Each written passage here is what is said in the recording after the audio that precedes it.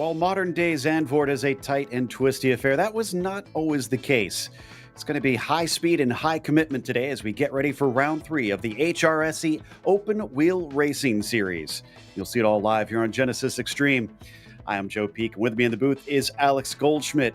Behind the scenes is our director, Daniel Costello.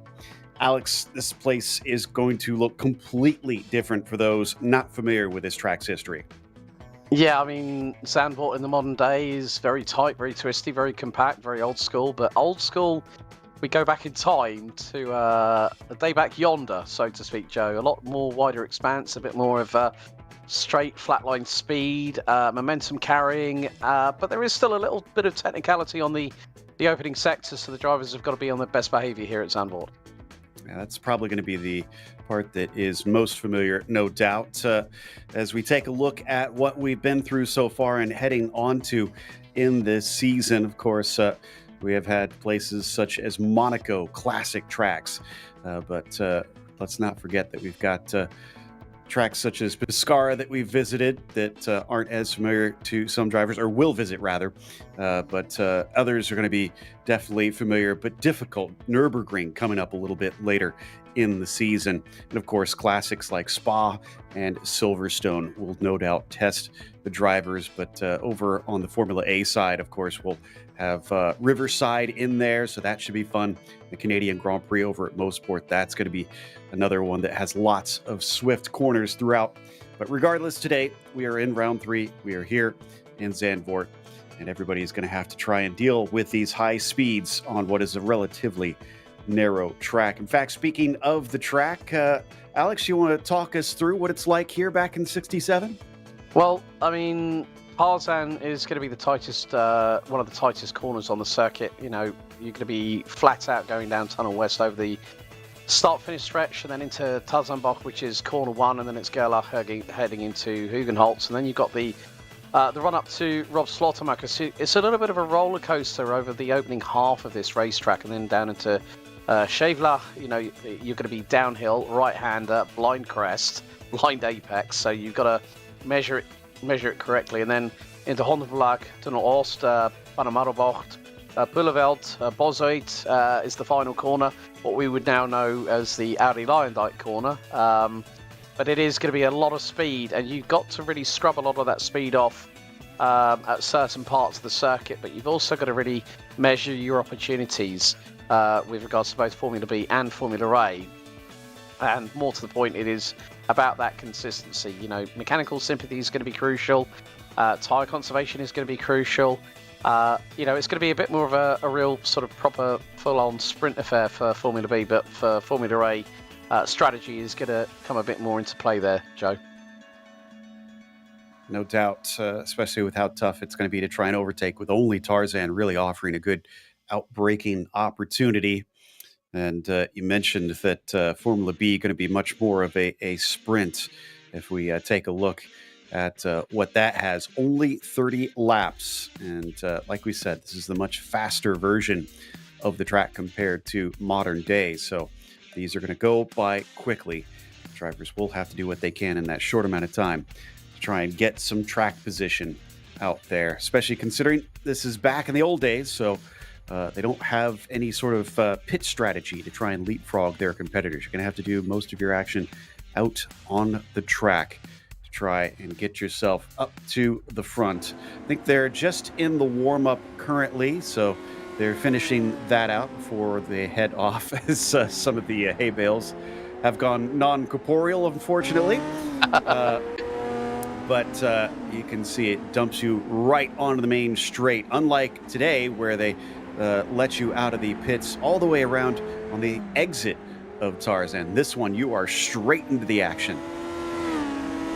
Yeah, and then going through Gerlach, and then you've got a hard braking zone going into Hugenholz very, very shortly. Still cambered, so the higher line closest to the hay bales, as we see the number 52.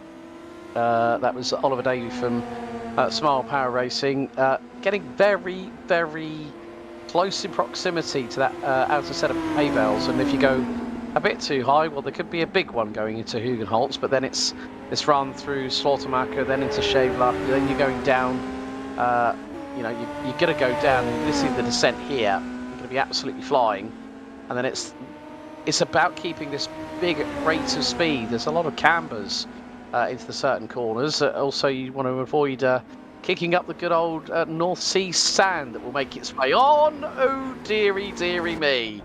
Exit stage left, exit stage right. That's exactly what I was talking about. You've got to be in that window of mechanical sympathy. And if that is an aperitif, well, the main course will be coming up shortly. That's a perfect example of the difficulty in trying to race here. And yeah, you can see on this second half of the course just how different it is compared to the modern day. All these long sweeping corners. And then, of course, going to be leading on to Basut, which translates to forest out, essentially. So exits back onto that main straight and is a long, fast run. So get your last corner right, or else you're going to be paying the price onto that main straight right there, as you can see, where everybody is going to be trying hard to get that run down in the first turn. You talked about things going awry in Hugenholtz. That's kind of one of my worries here, Alex, is as you mentioned, it is so tight and twisty here at the start. It can be a bit narrow and confined in there. I'm a bit worried if something goes wrong on the first lap or two that we might see a number of drivers collected. You could very well be right there, Joe. I think it's just about negotiating that first. Maybe I would probably say until you get to about a tenth of race distance, when everyone will start getting into their rhythm. So by lap 4, lap 5 is when you probably see that some people will get a bit more settled. They'll feel the cars a bit more compliant underneath them. But yeah, like you say, that it's about getting through that first lap and going through Hugenholtz, because they're going to be hard on the brakes going into Tarzanbocht and then into Gellach. They could be too wide, and then whoever's got the inside line for Hugenholtz is probably going to be at a big disadvantage. But if someone tries to thread the eye of the needle in the middle of two cars, they're battling side by side for position, that's where it can really, really go wrong. Because with these Formula B and Formula A cars, two wide, fine. 3 wide, expect carnage and pandemonium as a direct consequence. But it's just about negotiating that sector more than anything else. But at high speed, if you're at 100% full throttle and you're going through a corner, what you need to do is back off a little bit. Don't completely go 10 tenths, because if you feel that rear end go, then you are a passenger. Out.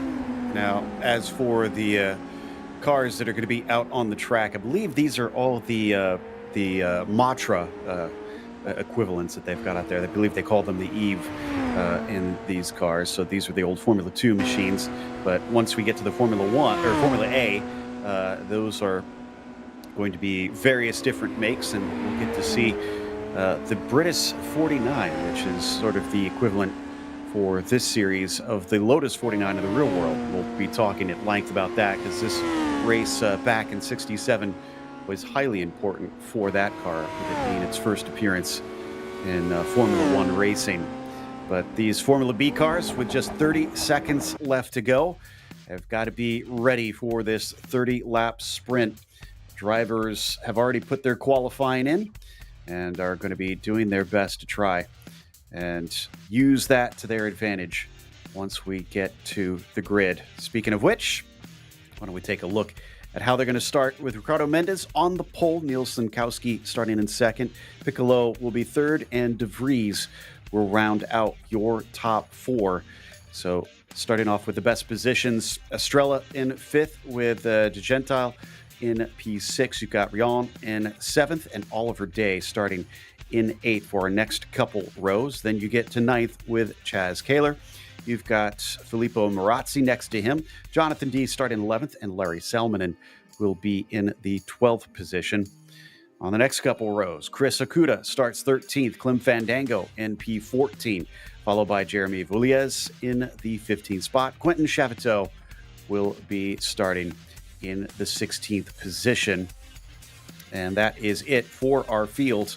16 cars going to be taking to the grid. Let's hope that we get all 16 wrapping up these 30 laps at this fantastic circuit. And I have a feeling we won't get to see all of them, but, crossing fingers, Alex. Yep.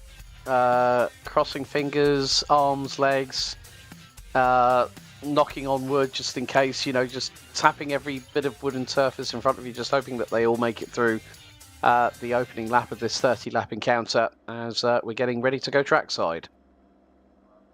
Indeed. So you can see the cars lining up now. There will be a horn to signal that they are getting ready for the start. And then shortly after that, there will be another horn signal that will signify the green flag. And that will be every car on its way from there. It's not that long of a run coming down into Tarzan, but it is a very tight hairpin with banking that will allow too wide racing for most of the cars, so it's going to be a bit before we see them get sorted out. However, there's what they call an orange zone on the first lap, which basically means the stewards are watching extra careful to make sure that everybody tries to take care. So if you're in an incident, there might be harsher penalties if you get involved in that one. Already hearing drivers start to rev their engines. Looks like the green is at the ready.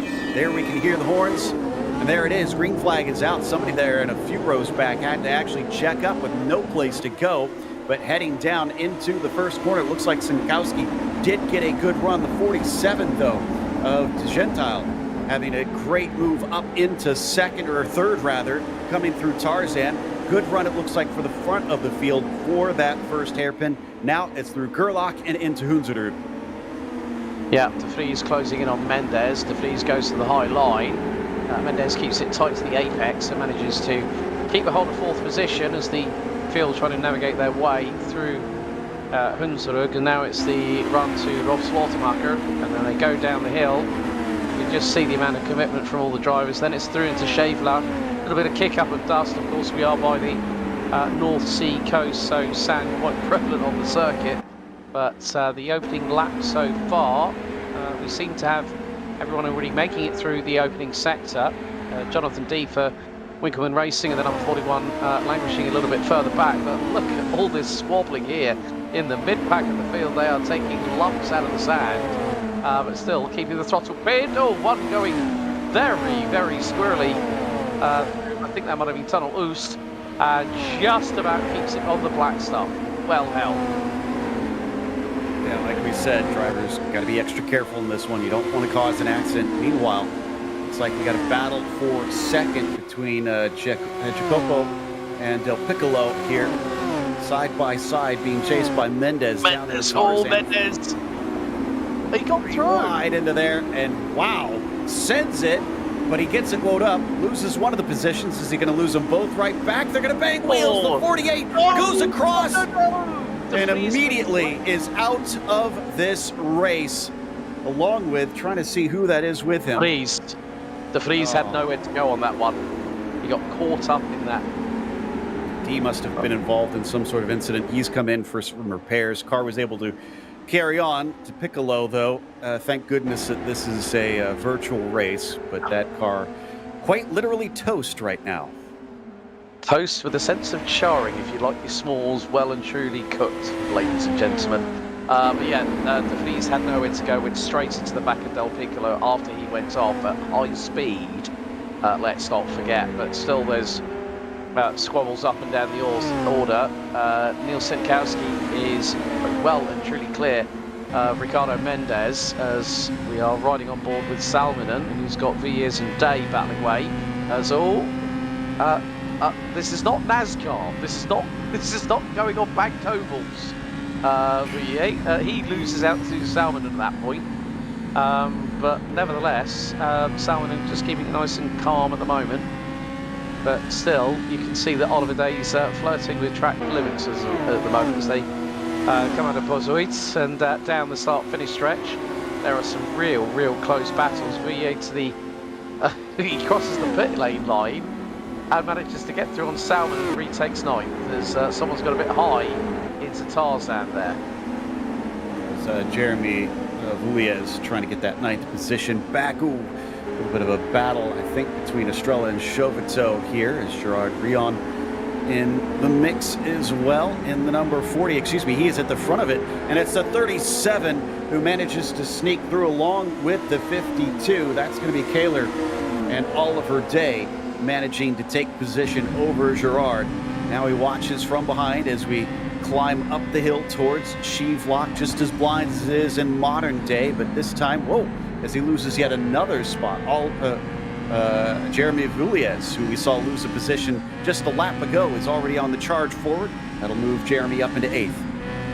Yeah, and in the meantime, well, Neil Senkowski has got clear air, so he's keeping out of harm's way for the moment. We're on lap 3 out of 30, but these laps are going to rapidly go by. Fastest lap of the race, a 1:28.5. As Day gets passed by Vuillet, who is absolutely millimetre perfect at the moment in this early stage of the race. But then that time makes a bit of a howler there. That allows Oliver Day to get back through in the 52 mile-per-hour racing car. And then Ricardo Mendes, who is closing that gap to Senkowski. It's now 2.5 seconds and closing. Mendes with a 28.281.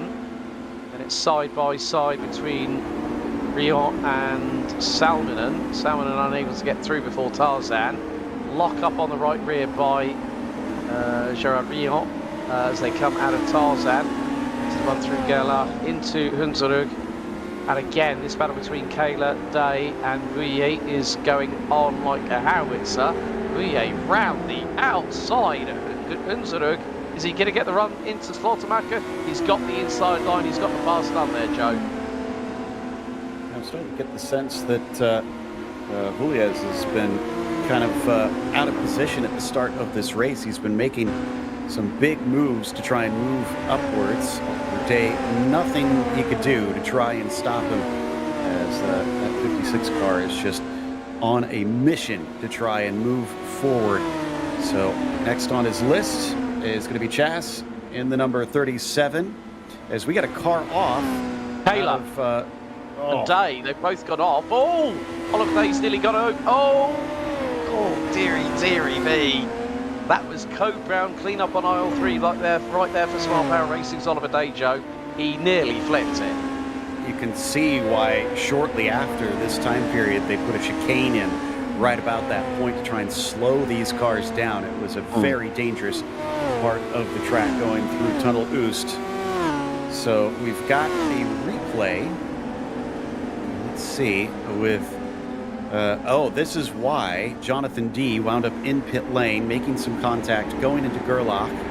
Actually smacked into the fence a little bit, so that's probably going to damage the suspension. And he's very lucky he was able to carry on. Wondering if that might have been with probably Vuillet that he had that little 2 and 8 with going into Gerlach. But the good thing is he's still running. He might be a couple of laps down. There's a yellow out in sector number 2, Joe. So there could be dramas for some individual, but in the meantime, Matthias Sasella rounding out P3. I think it's Mendes. Oh, Mendes. He's Mendes out of this race. Yeah. So we're going to try and figure out what has cost him this event. It sounds like it was a big one, but Jonathan D will collect another one in a couple laps. So here's Mendes. Back half of the course. No, excuse me. This is going up through Schlotemacher. And up to Shevelock. Whoa! Clips the inside curb. Hey. And the crowd is thankful for the very firm and sturdy fencing. And I'm sure that Mendes will be thinking, oh dear, I shouldn't have taken it that flat, you know, like literally foot to the floor. Meantime, Clem Van Dango closing in on Filippo Marazzi. This is the battle for P10. Gap between them is about 9/10 of a second. So, but in the meantime, Neil Senkowski is running away with things at the moment here, Joe. He's nearly 7 seconds up the road from Giacomo De Gentile, Matthias Estrella, and then we've got Quentin Chavito, who started right at the back end of the field, let's not forget. He is currently P4 ahead of Vuillet, Rion, Salmon and Day, right on board with Day at the moment. And this is going to be a really interesting battle between these three for P6. Does seem like attrition is playing a bit of a factor in this one. Keep it on the black stuff. Keep it pointed forward. You might wind up with a good result here as we ride on board with Oliver Day chasing Salmonen, and then Rion just in front of him as well.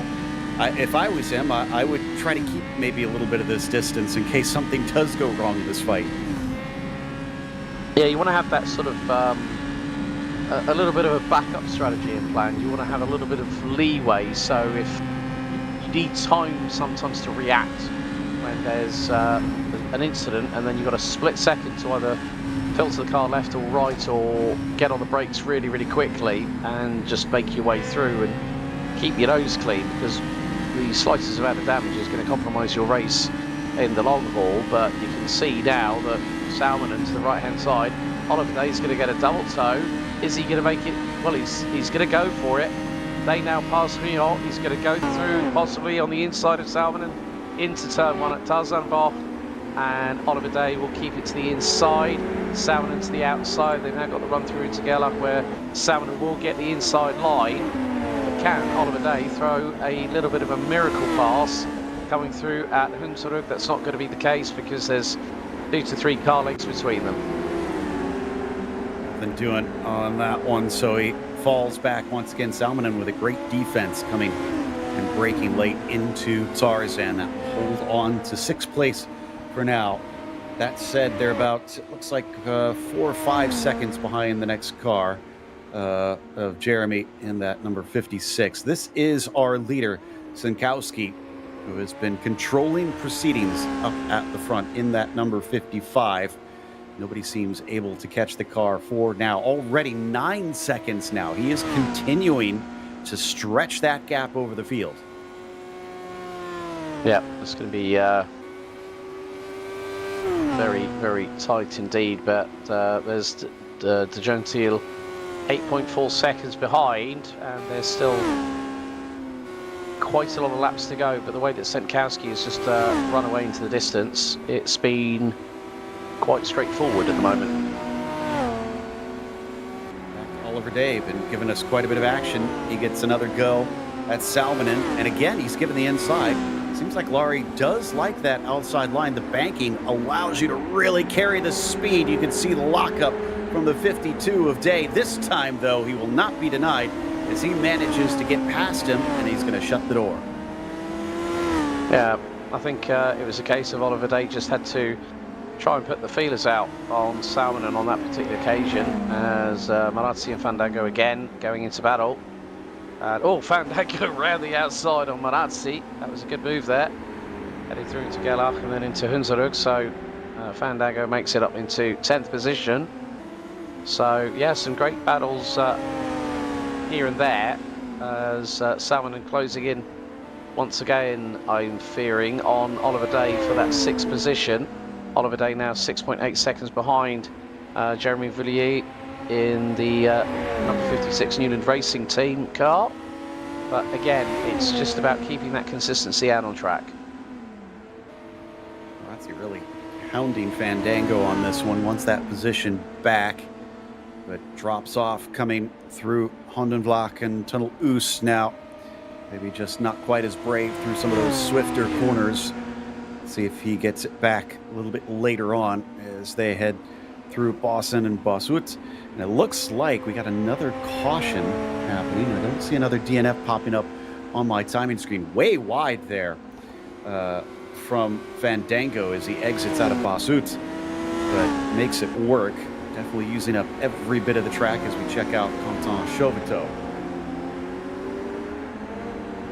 Yeah, Chauvetot at the moment, Joe, just looking at his last lap, was about a 10th quicker than Matthias Estrella, who rounds out the top 3 at the moment. The gap between them about on a par with 3 seconds, but you know, clipping the dust or the grass or the curbing, it can also cause a little bit of compromisation on your lap times. So thereby, if you hit a little bit of grass or dust here or there, it's going to dirty up those tyres and give you with a little bit of lack of grip, so to speak. Good to see Doc Slappy in the YouTube chat. Some nice racing already.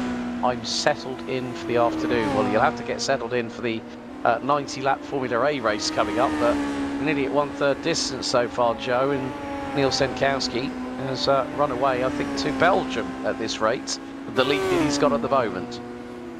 I mean, it really has. Yeah, it's now nearly 11 seconds that he's got over the Gentile. So just running away with things as we continue to watch Chauvetot just outside of the podium. Almost 4 seconds to make up to get up to Estrella. He doesn't seem to be gaining time on him, so not looking good at this stage unless he can pick up a little bit more. But like we said, we've seen a number of drivers out very quickly. Things completely turn around. So, whoa, speaking of which, the 50 having a little trouble coming into Hugenholtz there. The banked left-hander thankfully keeps the car pointed the right way, but definitely looks like some of these corners a little bit more tricky than others, especially with the changing camber all throughout the course.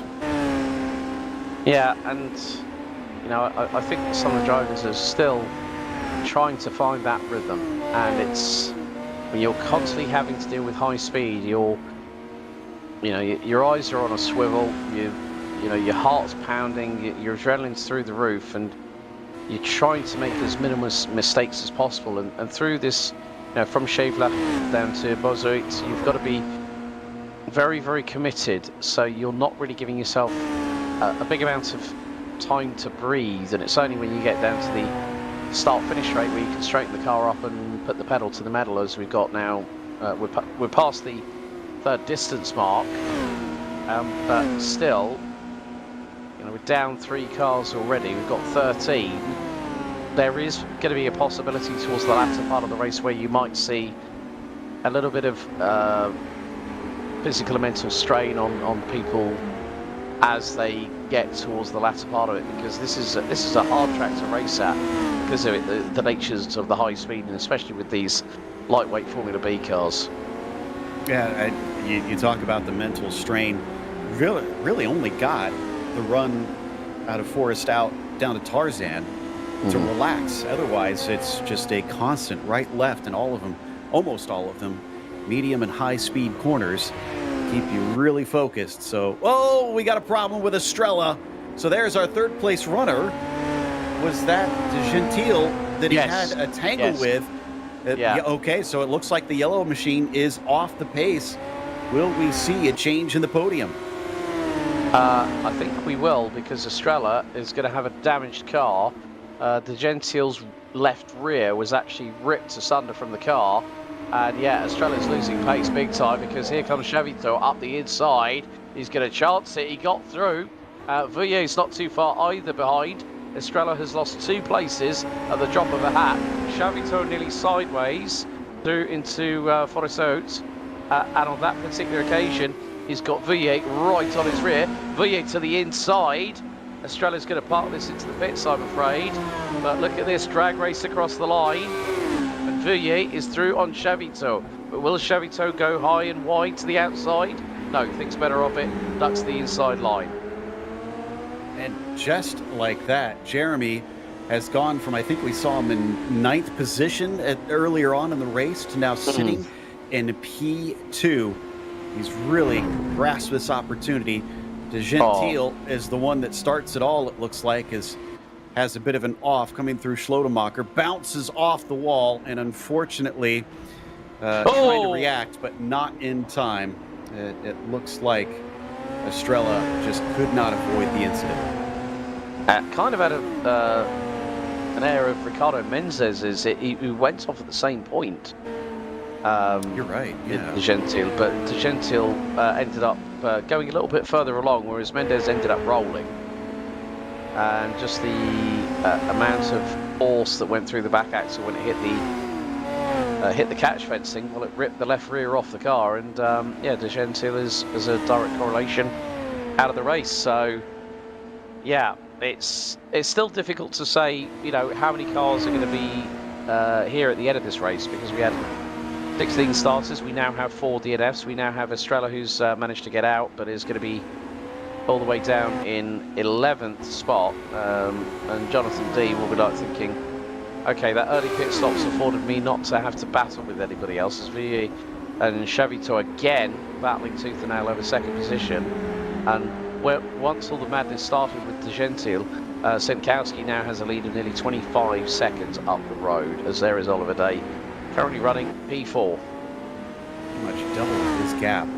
The next nearest car, as you mentioned, Day here on the screen, just outside the podium now, but he's got to make up about 6 seconds to catch up to Chavitot and VA. Now, those two, I mean, like you said, they seem to be battling pretty hard, so they could lose that time here to Oliver, but we'll have to watch and see. We're almost to the halfway point in the race, definitely using quite a bit of the track here. Oliver Day kicking up more of that sand and dust onto a track that already doesn't have a lot of grip due to that dust and sand that winds up on this circuit. Meanwhile, back to VA, sitting in that P2, having to play defense. Chavitot watching from behind. Yeah, it's about now just crossing the T's and dotting the I's here.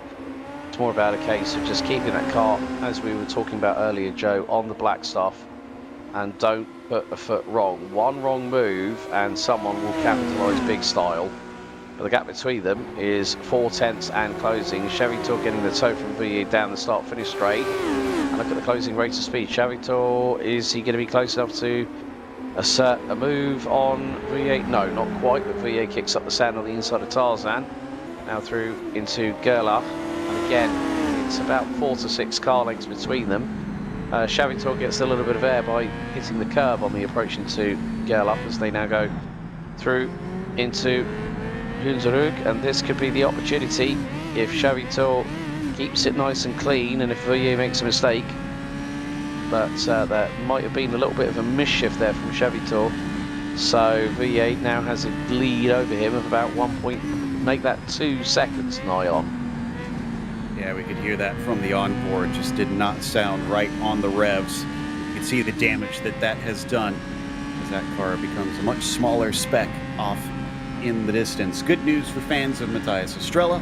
Looks like he is back out on track, still running in 11th, but he's a lap down from the leaders now due to the repairs needed on the car. Chavitot, who's watching, tries to play catch-up now on VA, while Oliver Day still sits about 6 seconds behind him in 4th. Car does not really look like it's happy right now if you're Canton.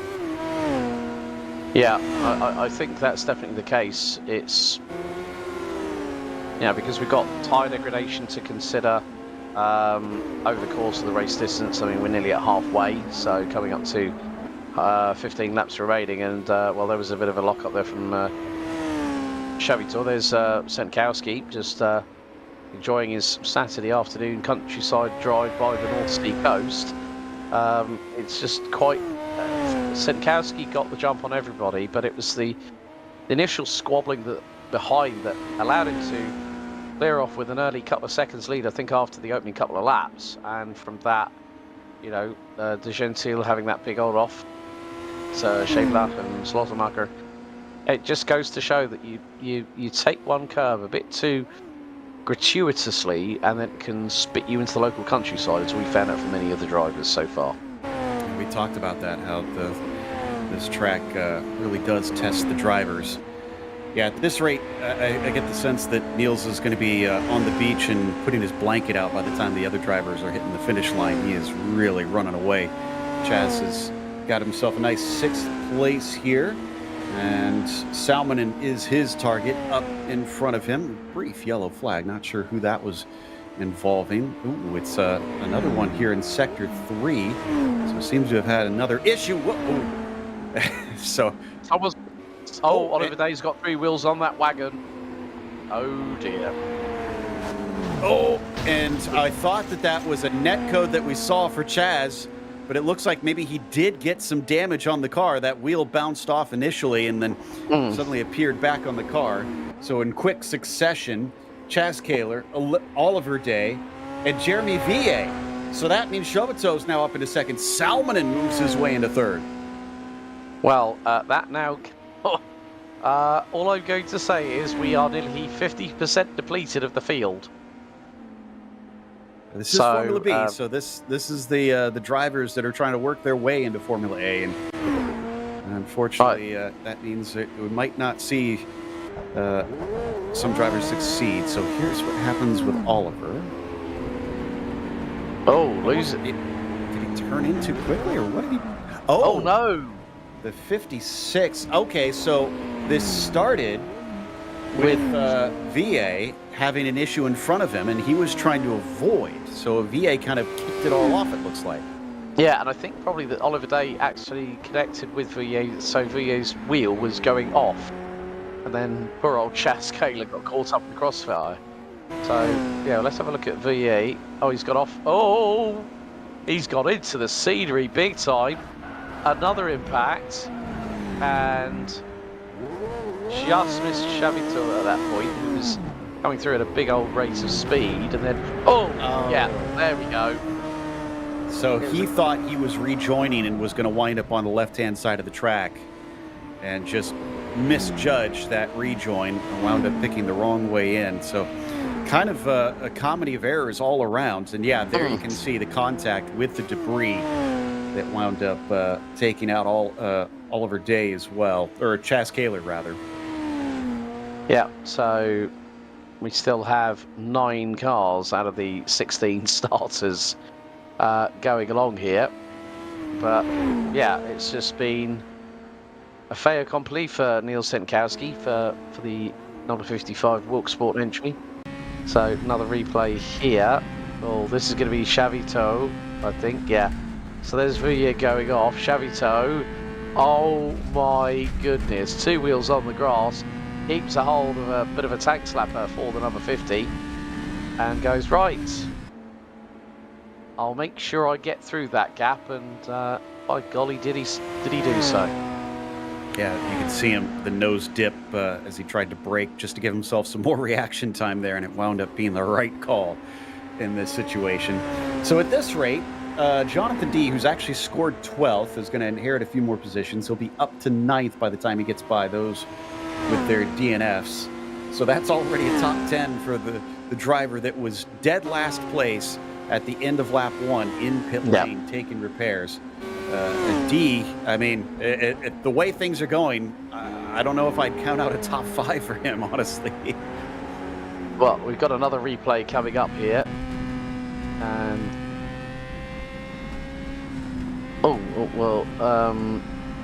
hang on, that's the suspend. Oh dear, that could have maybe given Chas Kaler a puncture. Look, he's trying to look. The car's the car was off. Steering. Yeah. Yeah. Yeah, it was the upright, or the suspension, I think, off the left front of Day or the right rear of Villiers, and it just went clattering in to the right front of Chas Kaler's car, and yeah, sudden, like literally you could see he was turning right, but don't think the right front wheel was being too combined, so it must have broken the steering on the car.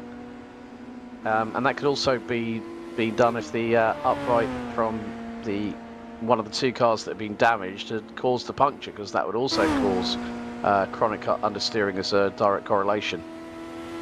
But how many incidents have we seen now that have involved multiple cars? That it seems like if one thing happens to one, it's going to have a knock-on effect to others. So kind of makes me feel like Jonathan D. getting sent to the back and racing on his own has actually been a bit of a boon to him. He's been able to focus on his own race.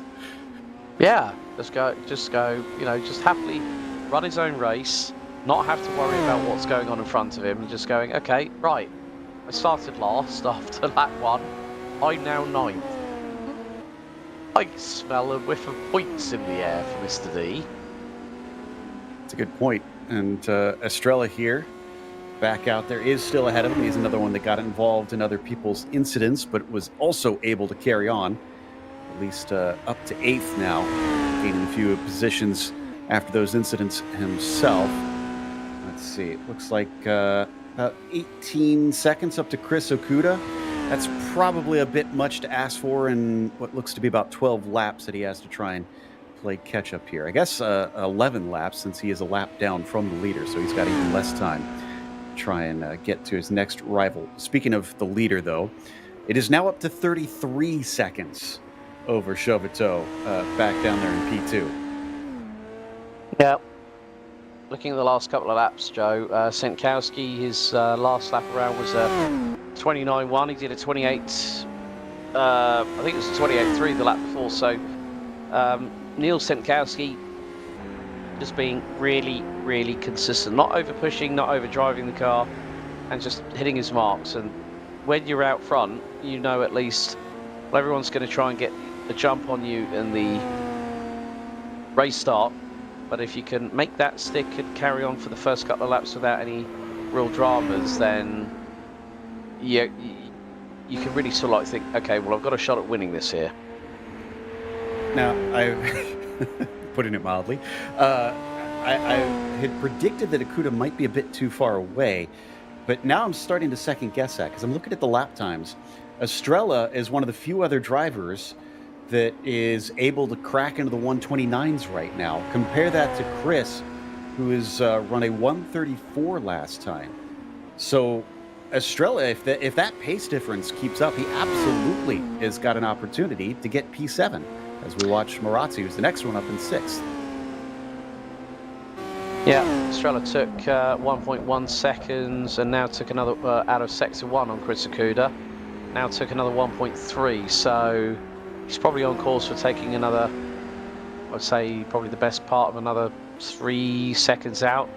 Akuda responds with a personal best in the final sector, but it's going to be dependent on what Estrella does now, how quick his final sector will be, especially when you come out of Bozout, the final corner here at this 19 turn, nearly 4.2 kilometre circuit. And yeah, Estrella that time did a 1:29.3, Chris Akuda 1:32.4, so 3.1 seconds was the differential between the pair. So yeah, I think maybe in the next I'd probably say the next 5 laps, if Estrella keeps this pace up, he will close in on and pass Akuda for 7th place. But that's only if it's kept at this pace right now. But it's easier said than done when you've already done 20 laps at full pace, despite an incident.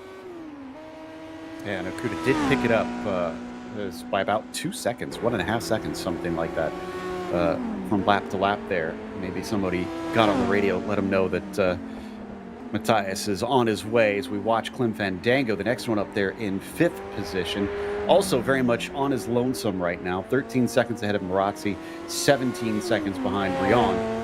So he's just kind of doing his own thing at this stage, which seems to be the most desirable way to run this race as he heads through the banking of Hugen Holtz. There is Rion down through Shivlock. He has got some company, as I believe that's Salmonen that we're seeing just in front of him by about 4 seconds. Is this lap traffic? Okay, that's lap traffic between them, it looks like right now. There's Salmonen. Yeah, that'll be that'll be Jonathan D, I think, in between the pair of them. So, because D is a lap down on Estrella, and well, on this particular, well, I'm just waiting to see. Matthias Estrella, new personal best, fastest lap of the race, 1:28.8. Chris Akuda, 1:32.9. So again, and the gap's now closing significantly. So yeah, expect that Estrella will close in and pass Akuda for that 7th place. So it just depends on how hard Estrella wants to push. Well, in the opening sector, Estrella was a second quicker. So with that gap now being what, 8.18 seconds now, maybe give it 3 laps and we could see a pass for that position. So probably by lap 25, I would imagine here, Joe, based on the rates of Estrella's pace. And that just goes to show that it might look dire at some point in the race. You're multiple laps down, you're just trying to play catch up, get to the finish, and yet you can maybe get one more position. You just keep at it, keep pushing at your regular pace. Matthias is going to cross the line. Let's see what his lap looks like this time. Akuda with a 32.2. He picked it up a little bit. This time a 29.4. A little bit slower than his last one, but as you said, that was his personal best, so it's not too shocking. Still, it brings it down to 6.7 seconds between Matthias and Chris. It continues to close, but the laps are ticking away. We're now on 23 out of 30, and they're only going to get to lap 29 as it stands right now because they're both a lap down from Sinkowski. Yeah, Marazzi has also been overtaken by the race leader, so Senkowski, Chavito, Salmon and Rio and Fandango are all on the lead lap. Whether Fandango is going to be passed very shortly is anyone's indication. Well, the gap is closing between the two. Estrella, again, well, this time that was 0.7 of a second quicker than Okuda, so as he's getting closer and closer, the margins between the pair in terms of sector times are rapidly deteriorating to the point where it's gone a bit more into Okuda's favour. Yeah, so another 0.8 taken out of that gap, but the thing is that Estrella is being consistent with it. He's not over pushing, he's just trying to get a rhythm in, and in this latter stage of the race the drivers will be exhausted physically, mentally. They'll be perspiring as well because it's hot work behind the wheel of a sim rig these days, but it's more the case of Estrella's now got that gap down to under 4 seconds on Okuda. So, and there is the number 34, he's making his way out of Tarzan into Gerlach, and there is Matthias Estrella closing on his 6 rather quickly here, Joe. Yeah, I think it might be, there'll be a pass before the end of the race, but the only big question is when? And how hard are we going to see Okuda try to defend once he reaches him? Like we said, there's very few places to try and overtake unless you want to do a bit of a risky move. And how much does Estrella want to risk this? Although I guess he'd only lose the spot potentially to Jonathan D, so he wouldn't really be risking too much on this one if he winds up wrecking out. That's something for Chris to take into account when he rocks up in his mirrors. Here comes Senkowski back onto the main straight, getting ready to start lap 25 now. And his lap time's down into the 28s. The car is continuing to get lighter. Remember, they start with the fuel that they need for the entirety of the race. So the car will continue to get quicker and quicker as the race goes on. This last one down to a 28 flat. No, excuse me. The last lap was a 29.1. So it wasn't as quick as his fastest lap. Maybe not feeling the need to push it as hard as he was earlier.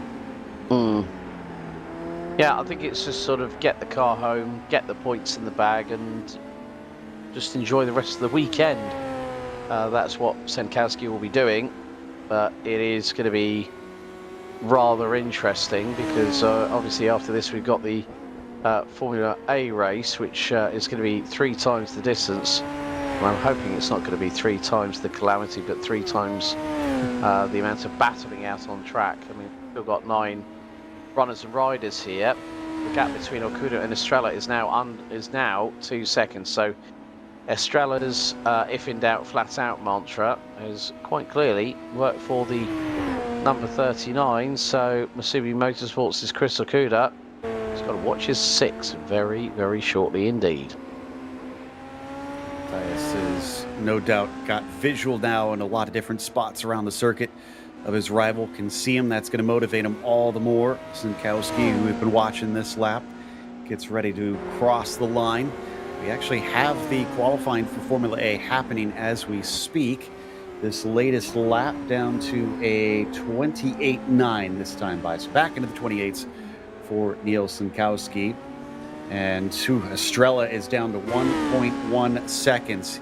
He is very much there. You can see already that Okuda is taking to the inside, maybe trying to break the slipstream a bit to not give any extra advantage. If he's going to try and hold on to this spot, he will have to defend for a good 3 or 4 laps. Yeah, it's going to be 4 laps, including this one here, Joe, as they head towards Gerlach and now into Hunterberg. Oh, Estrella to the outside. Will he go for the possible switchback? Not quite. I felt it was going to need to be the case, but through up to Rob Slottermacher. He's got the outside line. He's got through. Great work there by Matthias Estrella to get past on Chris Okuda after having chased him down over a multitude of interesting laps here at Zandvoort, as we have 4 to go, including this one, Joe. Definitely was a lot quicker than I thought it was going to be. Gerard Rion currently sitting in 4th, about 1.7 seconds back from Salminen. This is for a podium position. Ooh, this is going to be interesting here. Let's see, what's their pace been looking like? Rion, a little bit faster than Salmon in the last lap.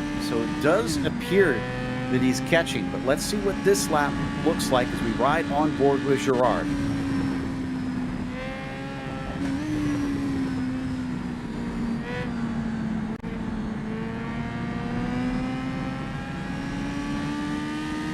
I still think there's a chance here. I think so too. He's going to have to really hustle though, because I don't think there's as much pace difference as what we saw between Estrella and Okuda, which is going to make it a lot more difficult to snatch up the spot as quickly as we saw between those two. Let's see as they come around to the main straight. Is it going to be another chunk of time taken out by the time they reach it? Their sectors are showing that Rion is quicker by about 0.3 this last time at about 6. Oh, no, excuse me. He was slower in the first sector compared to Salminen. So what's the overall as they cross the timing line? It looks like last lap was a 30.1, or excuse me, 30.4 for Salminen, 30.3. So just a 1/10 of a second difference. That's not going to be enough if you're Gerard.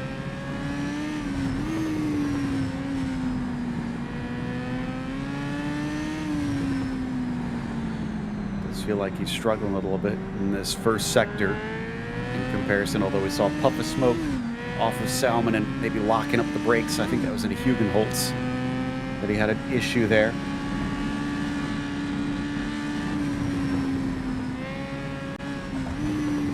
So up into Sheavlock now. First sector for the pair of them. Looks like another 0.2 slower for Rion. So yeah, just can't seem to make up the time. Now we wait for Sector 2. Salminen going to try and stretch away. He probably sees the threat. He knows, he's aware, knows he just needs to hold on to try and come away with some champagne today. Yeah, it's going to be the best part of nearly 8.5 kilometers, give or take. Call that about 6-ish miles. But oh, there was a big old drama. There was a sharp intake of breath I heard into the mics that I'm hearing at the moment. But still, producer yeah. Salminen goes by the timing line, 30.4, 30.3. Rion consistently a 1/10 quicker each and every lap. No, excuse me, it just updated, 30.4 and 30.5, a 1/10 slower that lap. Lari is responding. They are on the lead lap. They're going to have to complete all 30. That said, Fandango did get lapped. You were mentioning that earlier. Only 4 cars will complete the race distance at this rate. Yeah. And it's just been one of those dominant displays by this man here, because very soon we'll be going on to the final lap of this 30-lap Formula B encounter here at the older version of Circuit Zandvoort. But yeah, what a drive it's been from Senkowski. Absolutely faultless. So if I'm doing the math right, with it being about 90 seconds per lap and 30 laps, he'd have to be an average of 3 seconds a lap faster than 5th place to lap up to 5th place. That is a massive average lap time difference between them. So Rion there has lost quite a bit of time, I believe. Yeah, he's 11 seconds behind Salminen. He must have had a major issue to drop back about 10 seconds. But the car is still running, so that is a good sign. And in fact, are we even going to get 4 cars finishing the lead lap? Here comes Senkowski getting ready to take the 1 to go signal, trying to lap, I think, sure. No, that's not Rion. That is that Rion? I think that's D. Yeah, that's D that he's coming up to.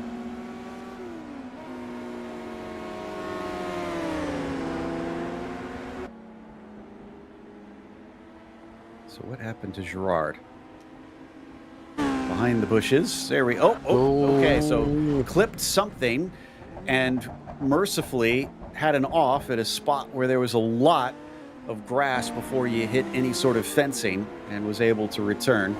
thankfully, without what I'm expecting is any major damage. But one to go, less than one to go for Niels Sinkowski, and the win looks all but wrapped up.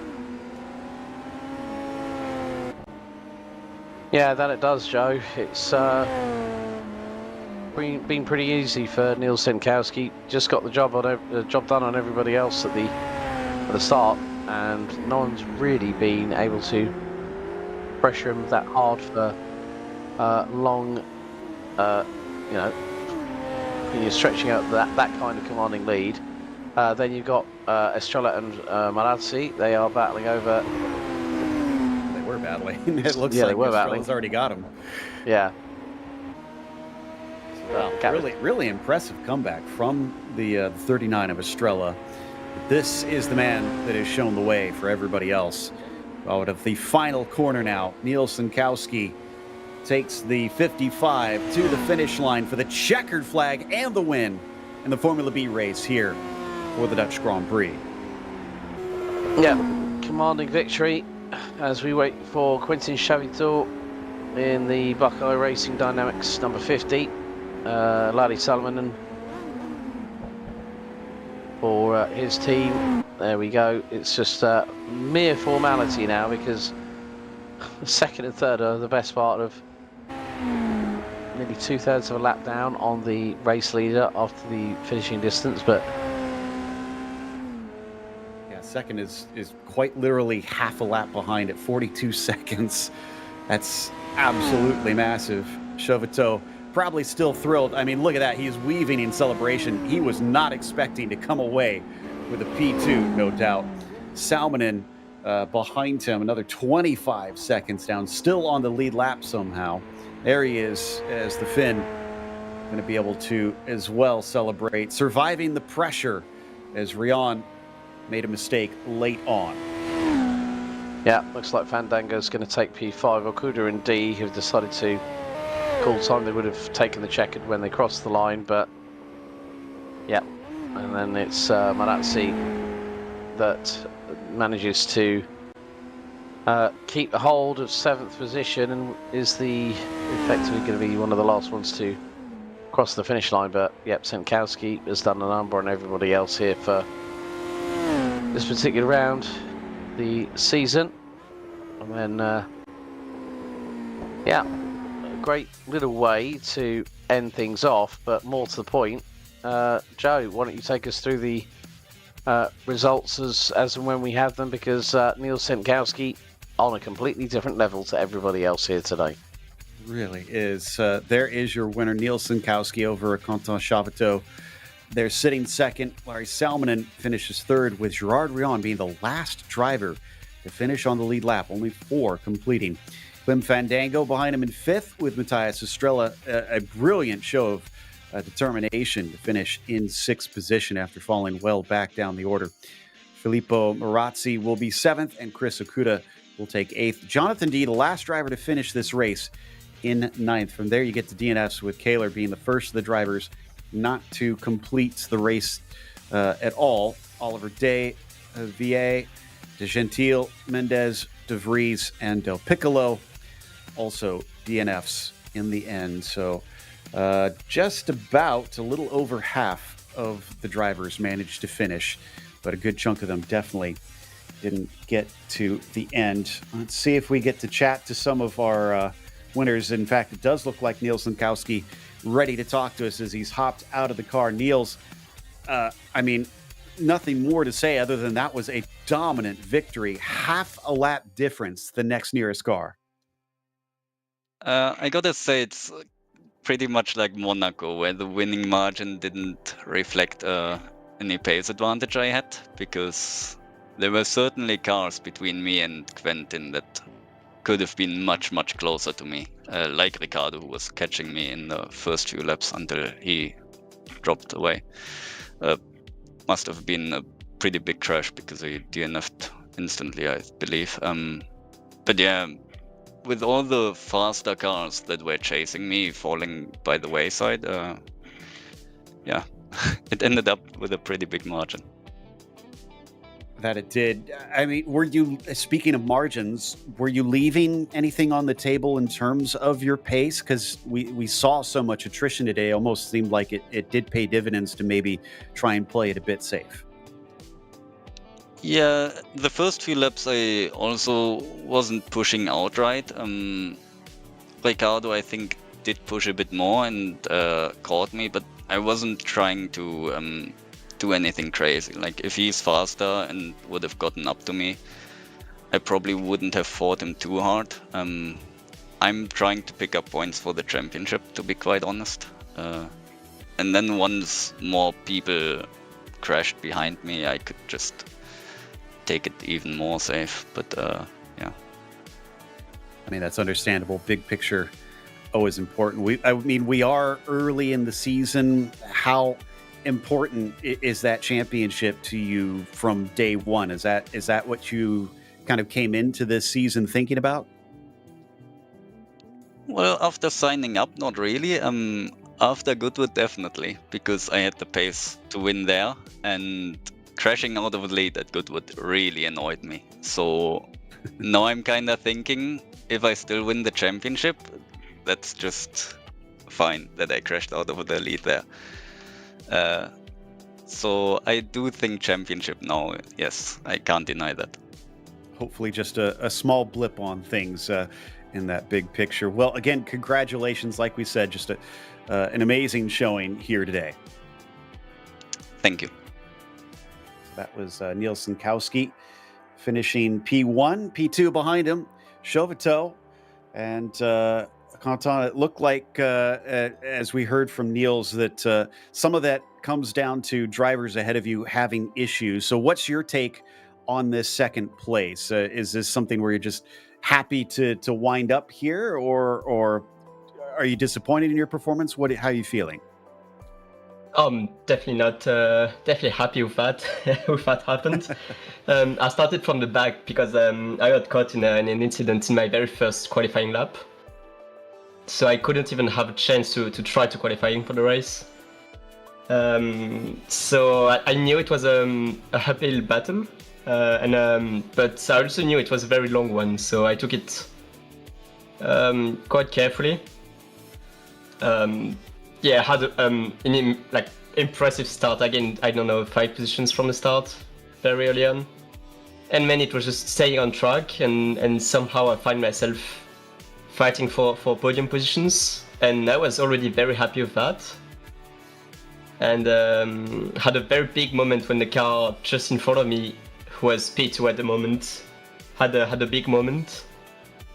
And I managed to avoid him, and then it was just cruising carefully to the end because I knew I didn't have the pace to match Niels in front, and I knew the gap behind as well was growing up. So there was just the only pressure was to survive and bring the car home.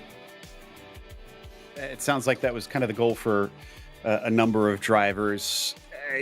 Were you surprised when you wound up in second place, or did you kind of expect this many drivers to fall by the wayside? Oh no, definitely surprised. I really love Zandvoort, like this old version of Zandvoort. It's one of my all-time preferred tracks. But I know it's very difficult in the fast sectors, in the fast corners to just miss the apex by like 1-2 meters, and you're just in a sand dunes and flying around. So it requires focus and precision for the whole race. But yeah, I didn't expect that much chaos for sure. So yeah, really happy I survived and made my way into the podium.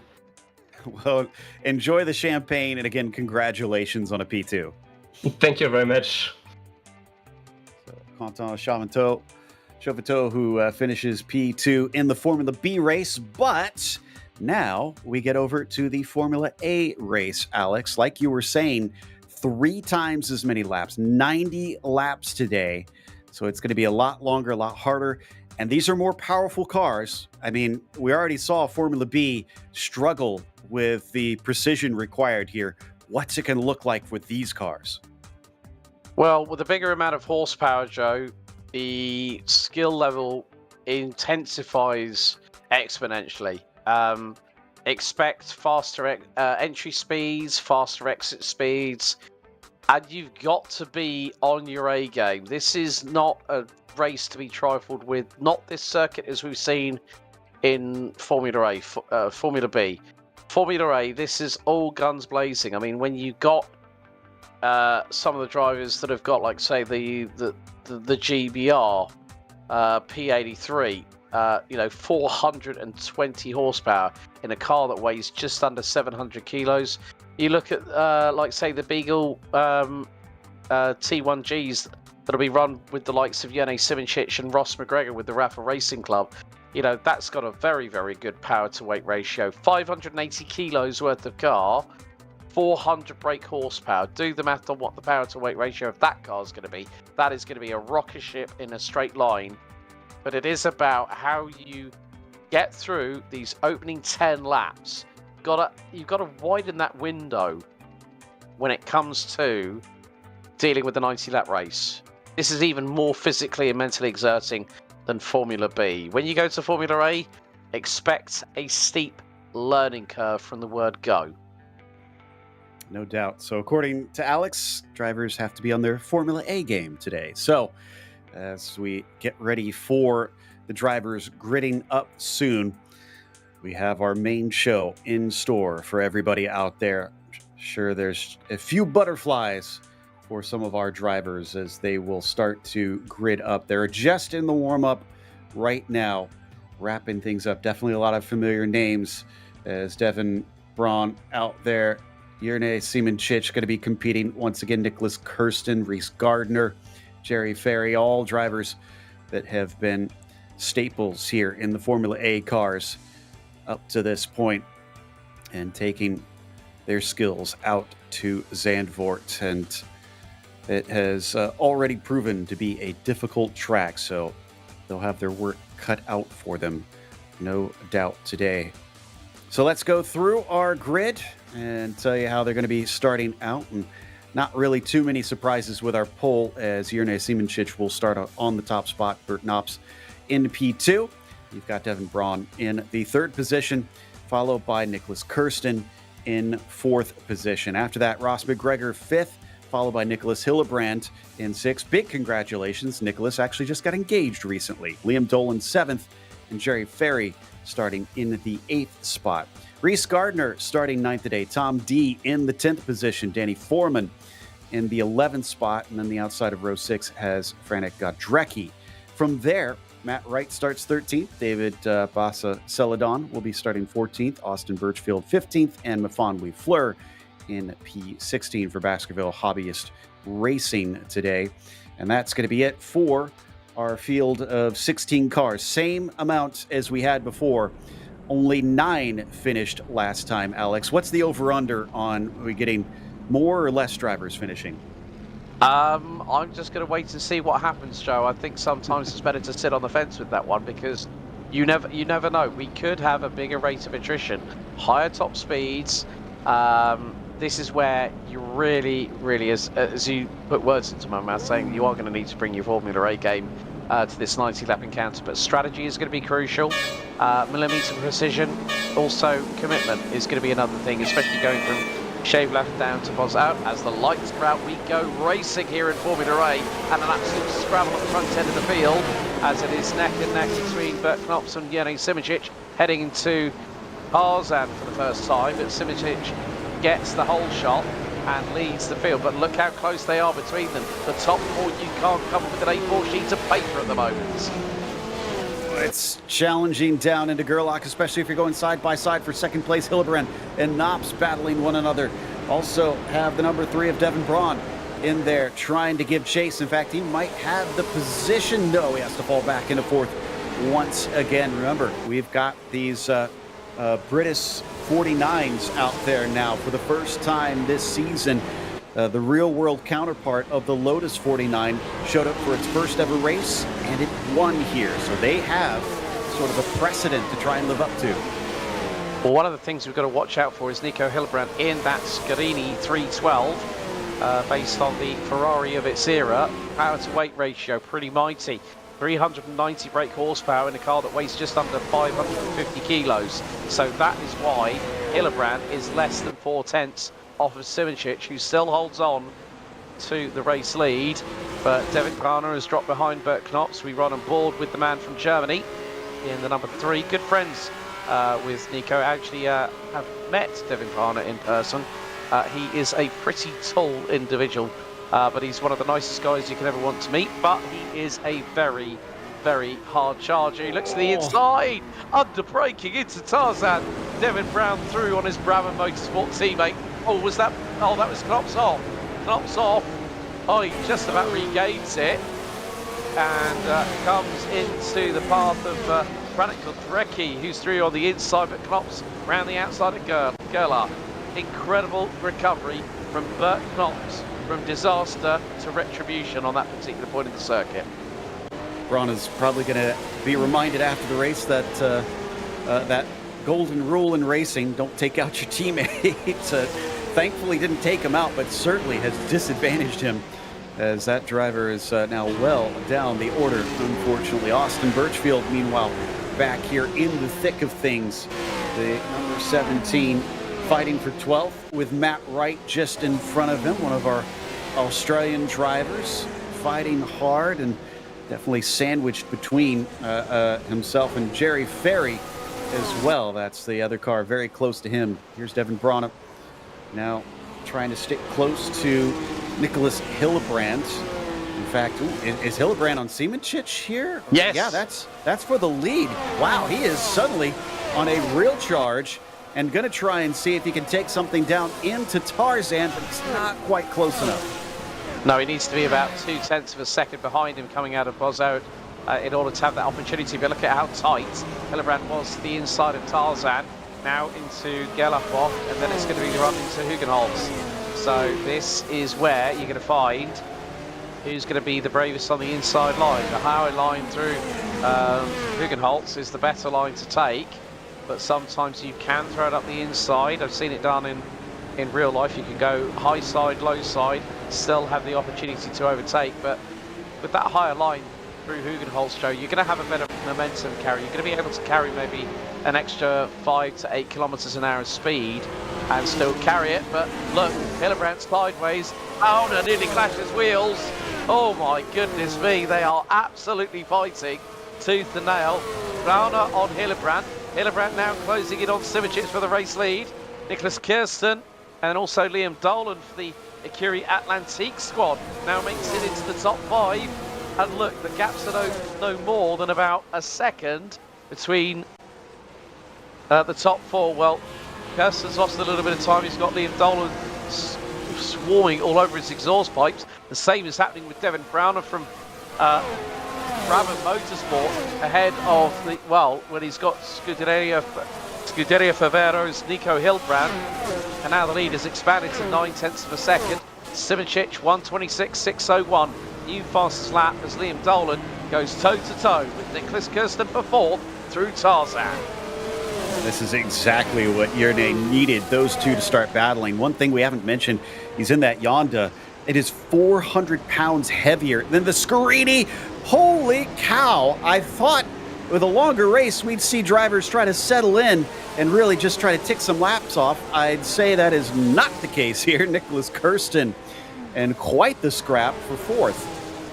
Yeah, gets done over through Hugenholz around the outside by Écurie Atlantique's Liam Dolan. Meantime, Brauner and Hillebrand again nearly wheel to wheel. Brauner looks for the inside line. Hillebrand with enough overspeed to cover off the gap, and has now halved the gap back. Well, he's more than halved the gap. He's absolutely destroyed the race lead that Simoncic has had. Simoncic is just trying to keep calm. Hillebrand and Brauner know they need to get past the man from Rafa Racing Club very, very quickly. More to the point, Simoncic's teammate, Ross McGregor, the Scotsman, down in 9th. Oh, how close is Brauner to the exhaust pipes? I think the front nose might get melted off at some point for Devin Brauner. Look way he's been closing in on Hillebrand, but he's losing a little bit of time in this dirty air. The Scarini 312 ahead of him is punching through. Oh, Hilbrand sideways through Tarzan. Browner unable to take advantage of it. He is right there. Yeah, I'm not surprised that the straightaway the Scarini started to run away. It definitely has a lot more horsepower than the Grabham that we can see Devin racing here. Although he tries to cut back underneath, he is scrabbling to try and climb over the rear of that car, but just cannot seem to find an opening. Credit to Hillebrand, dealing with a lot of pressure very early. Well, he's also coping with jet lag because he's just come back from Canada after proposing to his good lady fiancée. So Nico has been up against it. He's still holding on. They know each other well. They know each other in terms of not just being friends, but also good rivals out on track. And that's what you want. You want close quarter racing. And that is exactly what Hillebrand and Browner are giving us. Browner might get the inside line, wheel to wheel with Nico Hillebrand. Has he got the job done? Is the Brabham ahead of the Scarini? Yes! Unbelievable. That was a gutsy move, but now this is going to free things up for Devin. Can he catch up to Yerne, who cannot seem to get away from despite the battling that they've been having? Oh, this is going to be difficult because this is where that Scarini shines with the extra horsepower coming down the main straight. Under braking, he gets side by side, but can't seem to hang. The car gets loose on the exit, and he has to give up the ghost. Yeah, for now. Expect the unexpected here in Formula A, folks, as we've got a lot of action happening behind. We've got the second of the Scarinis. Oh, who was that was cursed into the barriers? Bert Knopp's trying to get past on him. That's Tom D just in front. That was way too close for comfort. I think Nicholas Kirsten is the only driver out of Formula A and Formula B that has actually clobbered the outer hay bales at Hugenholtz and just about got away with it. Not going to be able to do that too many more times, though, so I would try your best to avoid it. Bert Knopp's now hot on the heels of Nicholas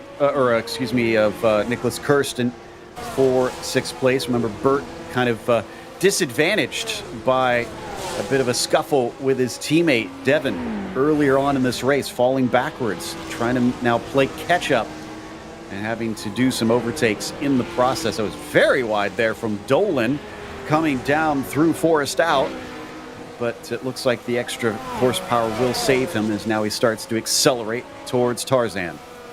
I think that was actually Tom D in the number 8 Scarini that actually was going sideways. So it's all right. There's so much going on, folks. Like literally, if we, this is why there's the pair of us looking on at this action, because it is wall to wall, and everyone, including the likes of Mifan Wifler and David Bassaceladon, they are still running in this race. They are, in some respects, okay. Yes, Bassaceladon is 32.3 seconds off of the race leader. But we are not even 1/9 of the distance completed. Devin Browner, however, has pulled away from Nicholas Hillebrand, who's got Liam Dolan from Écurie Atlantique not too far behind. So battle for first, battle for third. They are literally in each other's wheel tracks at the moment. This is how close it can be, but let's not forget. We also got a bit of insider information that probably these drivers will need about 220 laps worth of fuel. Well, 220 liters, I think. 220 litres. Sorry, my bad there. I forgot it was only 90 laps. Devin Brown is still trying to go around the outside. But look, whilst they're battling, Hillebrand and Dolan are catching. So this is 7.5 tenths. Dolan to the outside of Hillebrand down the start-finish stretch out of Bozout as they go on to lap 8. Flame shooting from the exhaust. Hillebrand nearly got it all crossed up, going through into Tarzan, but kept it ahead of Dolan. Brown and putting Simoncic on notice. This is what you want here at a race of this caliber. Fantastic stuff. Top 4, only separated by all of a second between every one of them. That is impressive stuff. So it is a close race at this stage, although Hillebrand seems to be a bit on the back foot. Oh, so does Simoncic round the outside. Could we see this into Shivlak as we got a car completely off course? Dolan having trouble there. Is he able to make the pass? Devin Brown is going to try his best to complete it out of Sheevlock, and he's got it. He is up to the lead. Amazing stuff from the Grabham. Wow, that was inspired there by Devin Browner. He's competed against Yannis Simoncic many a time, and that just goes to show the bravado of the man from Brabham Motorsport, of course run by Le Mans winner and XF1 driver David Brabham, the son of Sir Jack. So good to see that Brabham Motorsport having a wonderful presence in this. I'm loving this. I'm loving this. I mean, we're now on to lap. We're now closing it. Oh my goodness me! Simoncic decides to dive up the inside. Oh, lock up from Browner, and that's going to give Simoncic the run coming out of Tarzan. But going through to Gerlach, who's going to have the inside line is Browner. Yeah, I think that weight through these twisty bits really is hurting the Yonda in comparison to the Grabham. But in a straight line, now I got to check to see what the horsepower difference is between, because my goodness, suddenly, I mean, Simoncic almost felt like he came out of nowhere on the main straight and blasted past him. Well, when you think about it, you got to look at the horsepower in the car, compare it to the weight. You know, the cars that, you know, the Grabham itself has the lowest. It has one of the lowest horsepower ratings, but it is one of the lightest cars. So 315 horsepower on a car that weighs 538 kilos. That's going to be well over 600 brake horsepower per ton.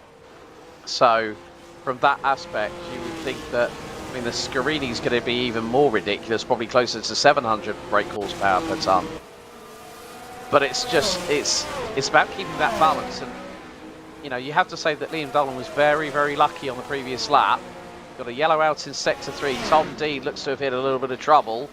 The sister Scarini to Hillebrand, who keeps a hold of P3. So, yeah, Tom D for Scuderia Favero has dropped down into the lower echelons of the top 10. Meantime, Ross McGregor is now closing in on Nicholas Kirsten for P6, so the second of the Rafa Racing Club cars in the Yonda RA273 with the 3-litre V12. Ross I've known for quite a time as well. He nearly gets Birchfield into the back of him going through into Hugenholtz, but again, it's just now we're into lap 10 out of 90. You've got to play that long game now. You can't start taking big risks. I mean, in the first few laps, yes, you can, but now it's dependent on, you know, how many litres the drivers are going to need, and obviously, are there pit stops involved? Because this is my first time commentating on these Formula A cars, Joe. Not scheduled ones. Some have attempted that in the past. We saw at Monaco at least one or two drivers actually putting some fuel in partway through. In the meantime, credit to Bert Knops. He's the car that you see flashing past in the green and yellow. Yeah, right there, who has absolutely run away from this group. Remember, he was at the back of them a little bit earlier. So Kirsten, McGregor, Birchfield are left amongst themselves. Meanwhile, Liam Dolan versus Hillebrand. This has been going on for some time. Hillebrand having to play heavy defense in the early stages of this race. He's already lost second. He's trying not to lose third, and this time he's going to be successful. Dolan unable to get by into Tarzan. Yeah, and Dolan is not allowing Hillebrand an opportunity to breathe at the moment. So this just goes to show how quickly things can turn on its head. But more to the point, I'm doing some calculations at the moment with a converter, folks, so don't worry. I'm not using notepad and a piece of and a pen. But you have to think of, you know, Liam Dolan in number 12 car. He's in the Britus, which will probably have a close power to weight ratio to the Scarini, but the Scarini itself has a power to weight power per ton of 711 brake horsepower. Let's have a look at what I'm going to have a look here with regards to Devin Browner, and that is in the Grabham. That's 315 brake horsepower in a car that weighs 538 kilos, 585 brake horsepower per ton. But here comes Dolan. Can he get the side draft here from Nico Hillebrand. It looks like that's going to be the case. Devin Browner with a new fastest lap, and Hillebrand still with that little bit more of an advantage, has managed to stay ahead. We've got a yellow out in sector 3. Tom D has DNF'd, unfortunately. Oh, that's our first of the race. He already had some issues. I wonder if it compounded, if the car was damaged in some way. We never did get to see a replay of what slowed him down the first time, but it took until lap 12. So this is what I assume is what took him out of the race, as the Scuderia Ferrero car is, a little bit wide coming into Forest out. And yeah, that'll do it. Half the car missing, and you're not going to be able to really do much from there. Yeah, so first retiree out of 16. The Honda has a power to weight ratio of 525 brake horsepower per tonne. So the car that really is showcasing its speed, well, it did in the early phases of the race, was the Scuderia 312 with that 711 brake horsepower per tonne ratio. So it's now about how can you parlay outright speed with outright consistency. That's what the drivers are having to contend with now, and Devin Browner with a new fastest lap last time round of a 1:24.934. That is showing a clearer pair of heels to Simoncic in the Honda RA273. Hillebrand doing a sterling job though, keeping Dolan at bay in the Britus, and it's more the case of it's on an equal par. Birchfield in the second of the Écurie Atlantique cars, battling away with Nicholas Kirsten for the Amer Collective Autosport team in the Beagle, which, is probably quite similar to the Scuderia 312 on power to weight ratio, but it just seems that Kirsten might not be as settled at the meantime. We're not even a quarter into race distance here, Joe. Which would be around 22, 23 laps. So there's still that rhythm for these drivers to figure out as the track evolves over the duration. And the cars evolve as well. Let's not forget that some of these cars will have very different mileage in terms of fuel compared to the others as well. You talked earlier about how they're looking at about 220 liters to try and get to the finish. You think about those that are running the V12s, such as the Scuderia, the Honda, that's going to be very, very thirsty. Versus you look at the British 49, the Grabham, those are only in V8, so maybe a little bit more fuel efficient, maybe able to get by with a little bit less from start to finish. Might see a little bit different change in the car as the weight burns off. But we watch Austin Birchfield here in 8th, still chasing on Kirsten. And Kirsten not willing to give it up quite yet. That's Ross McGregor just in front, the other Honda car that's leading the way in that P6. A very different line between the three of them, all heading down into Hubert's, though. Yeah, I think it's dependent on how confident the driver is for the car. I mean, as the fuel burns off, the cars will be lighter. There'll be a higher centre of gravity on the vehicles, even though it might not be, some people might think of it not being too much, but it could be enough to compromise the setup that drivers have already had in mind for the car. So you've got to have that balance between handling, speed, and also fuel efficiency as well. So it's a case of once that fuel is burnt off, we get into the last 10 laps of the race, the pace will be exponentially increasing, but then it's going to be about those drivers that go for have that sense of desperation rather than the sense of urgency, the desperation of, I'll risk it for the reward, or the urgency is in saying, I need to keep that person behind me, or I need to get past that person in front of me, but you've got to be calm and collected whilst you do it. Here's a good run coming down the main straight. We got a car coming off. Was that Simoncic? Simoncic, what has happened to our former leader of this race? Again, we are not expecting pit stops out here, but he pulls into his stall. We'll try and catch up on that and figure out if he has accrued some damage or if he doesn't think that maybe he can get to the end on fuel, as Nicholas Kirsten Still trying to chase down that teammate. Goes a little wide off the exit. Now's the chance for Birchfield to try and pounce, but there's very little room on the run up through Schlotemacher into Sheavlock, but you can see just really close behind that gearbox. Yeah, I think it's just sometimes, it's just more the case of that the cars are quite equally matched. So this is what happened. Lap ago, Simoncic, and this is going to be going into Tarzan. Oh, locks up big time, loses the back end. Oh, it's rear end damage for Simoncic, I'm afraid.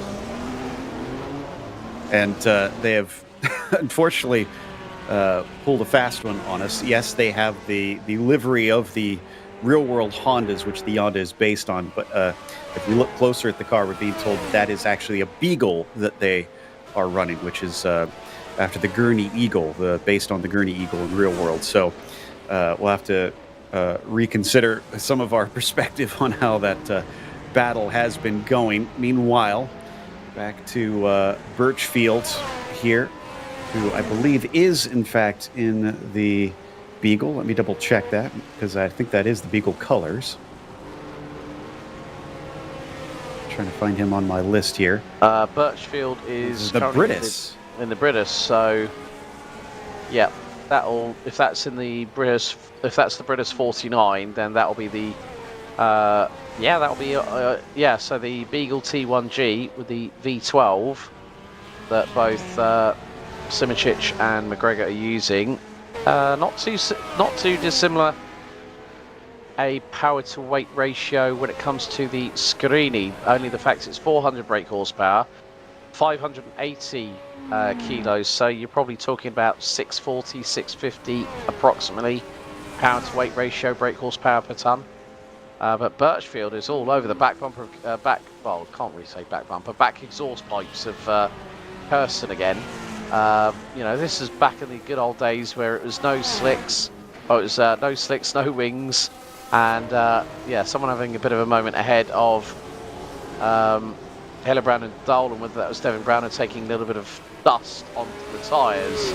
But this is now the battle for P2. Yanni Simoncic has rejoined, but he's down in 15th position. We've got a yellow out in Sector 2, which has briefly been retracted, and that is Jerry Ferry that has caused that and has DNF'd on the spot. Our second now out of this race prematurely. Yeah, I think this is really proof immediately that Simoncic needs to stick with it, because as we saw in the Formula B race, it's easy to try and make up places as long as you keep it on the track, which Jerry did not, as the car disintegrates and tumbles coming through the Tunnel Oost. Oy. Ouch is all I'm saying on that one. Big ouch. But now the thing is that the leaders are going to have backmarker traffic to deal with, and that's not going to be conducive for Messrs. Hillebrand and Dolan. Knops is not too far behind either, and here goes Dolan to the outside. It's 3 wide down the main start-finish straight, wheel to wheel. Oh no, Dolan 2 wheels on the grass. He still keeps the throttle fully lit. Side by side, down into Tarzan, down to the inside the 6, trying so hard to hold on to that P2. Hillebrand is unwilling to relinquish this second position. Dolan has really wanted it, but it has been nothing but a rear guard since almost the start of the race for Nico Hillebrand, but he is soaking it up. Like the proverbial sponge, but that has allowed Devin Browner to now pull away to a 10-second advantage. As also got Matt Wright for our good friends from Ecurie Australis in the number 23. He's currently briefly been in the pits as well. It looks like we just crossed the line. That's what we're seeing when we're seeing them go 3 wide, folks. If someone's 2 wheels inside the pit lane line, then it will trigger the pit lane timer to start. So don't get too worried about that if you see a three wide exchange down the very fast start finish straight here at Zandvoort. So, it's had one of the fastest pit stops ever. The good news is that there were no pit speed limits back in this time, so they're not going to get any sort of penalty on that one. Probably still discouraged, even in this where there's no life or limb to worry about, but they don't want to wind up clipping another car. Man, Dolan has just been a Sisyphean effort to try and make this pass into turn one, but unfortunately the outside is not allowing that boulder to reach the top of the hill quite yet. And he's got to watch out because after being sent backwards, Bert Knops has finally gotten back to the podium positions he was fighting for before. Hasn't caught his teammate yet, but now he sizes up these two, knowing them battling creates excellent opportunities to try and make an overtake while they're distracted.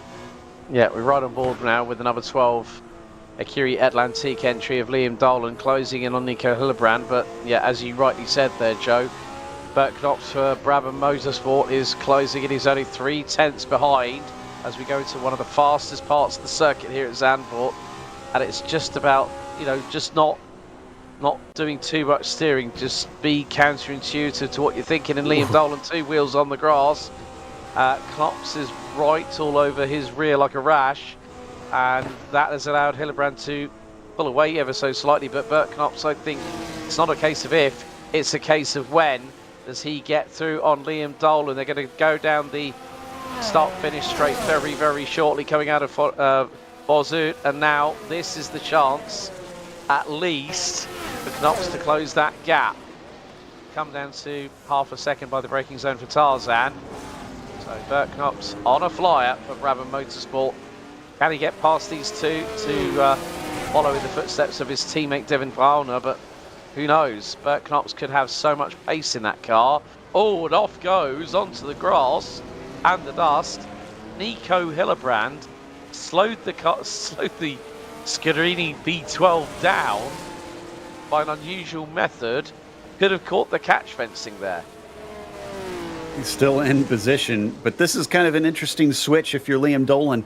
He's been on the attack for so long now, trying to get that P2 away, and he's going to have to play defense instead. But interesting to see that Bert Knops caught them so quickly, but it's almost like he backed off a little bit.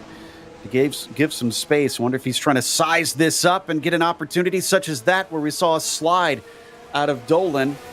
And now this offers a chance, potentially, if he can hold this close, coming out of Forest Out onto the main straight. No, Dolan reacts and starts to pull some distance on the 5 car, getting himself well out of reach. Yeah, 20 laps completed, 70 to go. Here goes Dolan again on the outside of Hillebrand.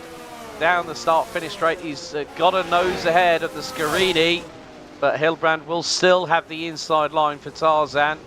And a sideways move there for Dolan. Oh, he's got again! He spun it! And Knops is through. Dolan off the circuit at Tarzan. Need to have a chat with Hillebrand on how to withstand some of that pressure, because Dolan, in contrast, has buckled quite quickly, unfortunately, and has now fallen backwards down into 6. That's Kirsten going to try and demote him one more, but I think he's finally stopped the bleeding as he's, or has he, as the car maybe dealing with quite a bit of dirt still on the tires, struggles to find the traction. Yeah, it's going to take a lap or two for those tyres to get back up to temp, get rid of that North Sea sand from the local beach.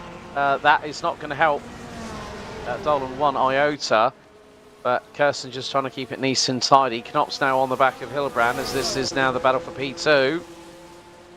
Hillebrand has just been absolutely mighty with his defensive play, but we have seen him on HRSC broadcast before, running high and then having a big old moment, and it causes his race to come to an abrupt end. But Knops doing a slightly different tactic, staying in the draft of Hillebrand down the start-finish straight.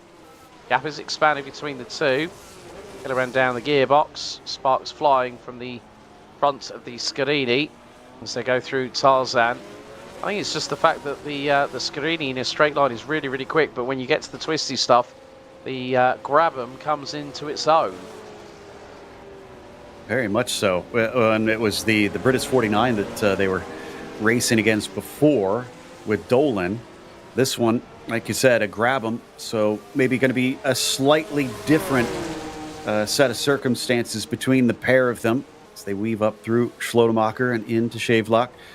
But yeah, you're right. I mean, look at how much closer he is here after that bright red car just started to stretch away on the main straight. I almost feel like maybe Bert's going to have to get maybe a bit creative here if he wants to sneak by. Use the strengths of this car in a place where maybe Nico is not expecting it. Yeah, be creative whilst also having your elbows out at the same time. So you've got to anticipate what the car in front is going to do. Sideways there for Hillebrand, up the inside. Knox could get the run here. This is down the start-finish straight, but the Guarini's going to have the legs again. It's as soon as Nico Hillebrand gets that traction, the Brabham Motorsport car of Bert Knox can't respond. He's got to do it on the twisty stuff. He's, as you said, Joe, he's got to be creative. He's got to get his elbows out and be a bit more robust and aggressive towards Hillebrand to force the man in the number 6 Scuderia Favero car, the Scarini, to have a little bit of a moment as we see Mefanoui Fleur battling away with David Basser-Celadon. This is for 12th on the road, the pair less than half a second apart. Apparently Celadon, the only driver in the Honda out here, and he's going to give a position away, at least track position, to Siemenchich. And no, that was for position, it looks like. So that's Yerne up into 13th. One down, many to go if you're Yerne formerly up at the top spot. Almost ironic that the Honda liveried car is now gone by what was supposed to be the Honda on track. Yeah.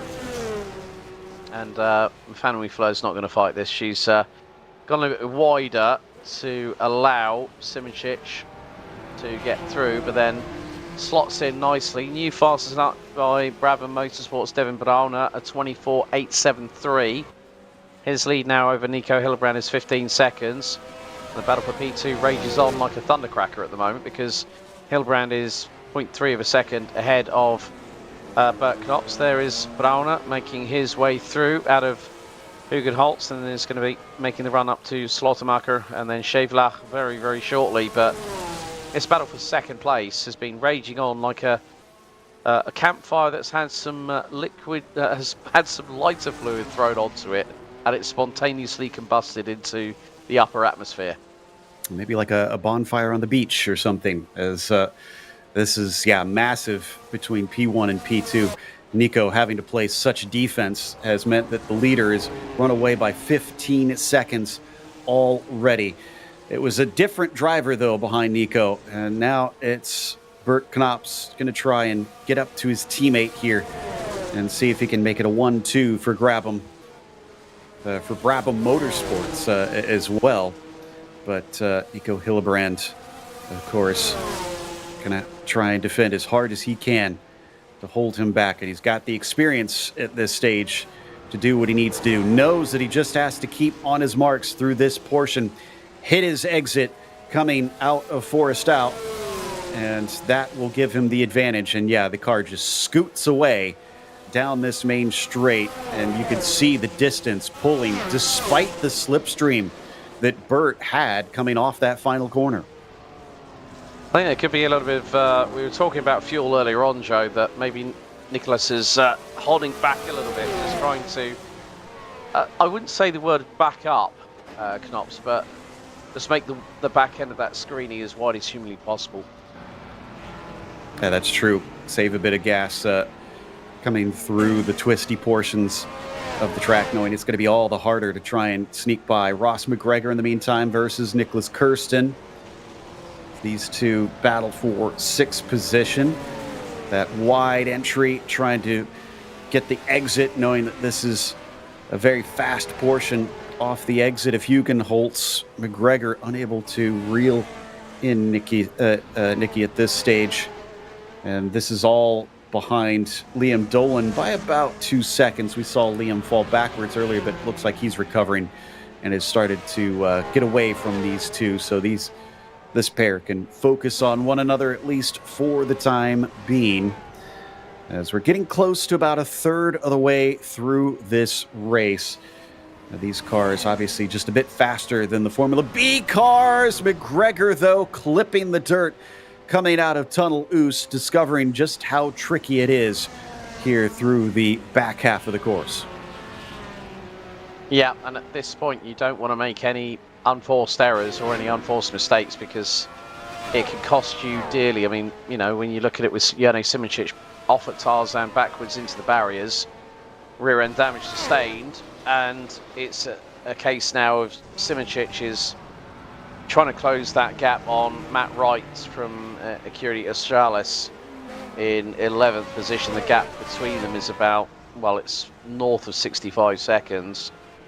And to be completely truthful, I think the way things are going, Devin Browner is starting to expand that gap, but it's because of Hillebrand's tactics ahead of Knops, and you can't blame Nico for employing that kind of strategy, because he needs to maximize his window of fuel opportunity. If he's got a bit more fuel in the tank towards the end of the race, then keep your eyes peeled. Kind of reminds me of another Ferrari that I think it was Villeneuve in 80 or 81 that Harama just held off so many cars because he was so quick in a straight line and knew it, and was able to come away with a victory despite just a huge train just being stuck behind him. This is Franek Godrecki, 8th place for Franek. Still on the lead lap. We've only lost 3 cars that are still running in terms of that lead lap. Simoncic, Fleur, and Celadon. Matt Wright, the last one on the lead lap right now. Franek kind of on his lonesome from what it looks like. Yeah, about 22 seconds ahead of Reese Gardner. 7 seconds behind Ross McGregor. So not really much to do there for him other than continue to hit his marks, although that was an interesting line coming down through Tarzan, very much diamonding the corner, and eventually getting the car to scoot off the exit.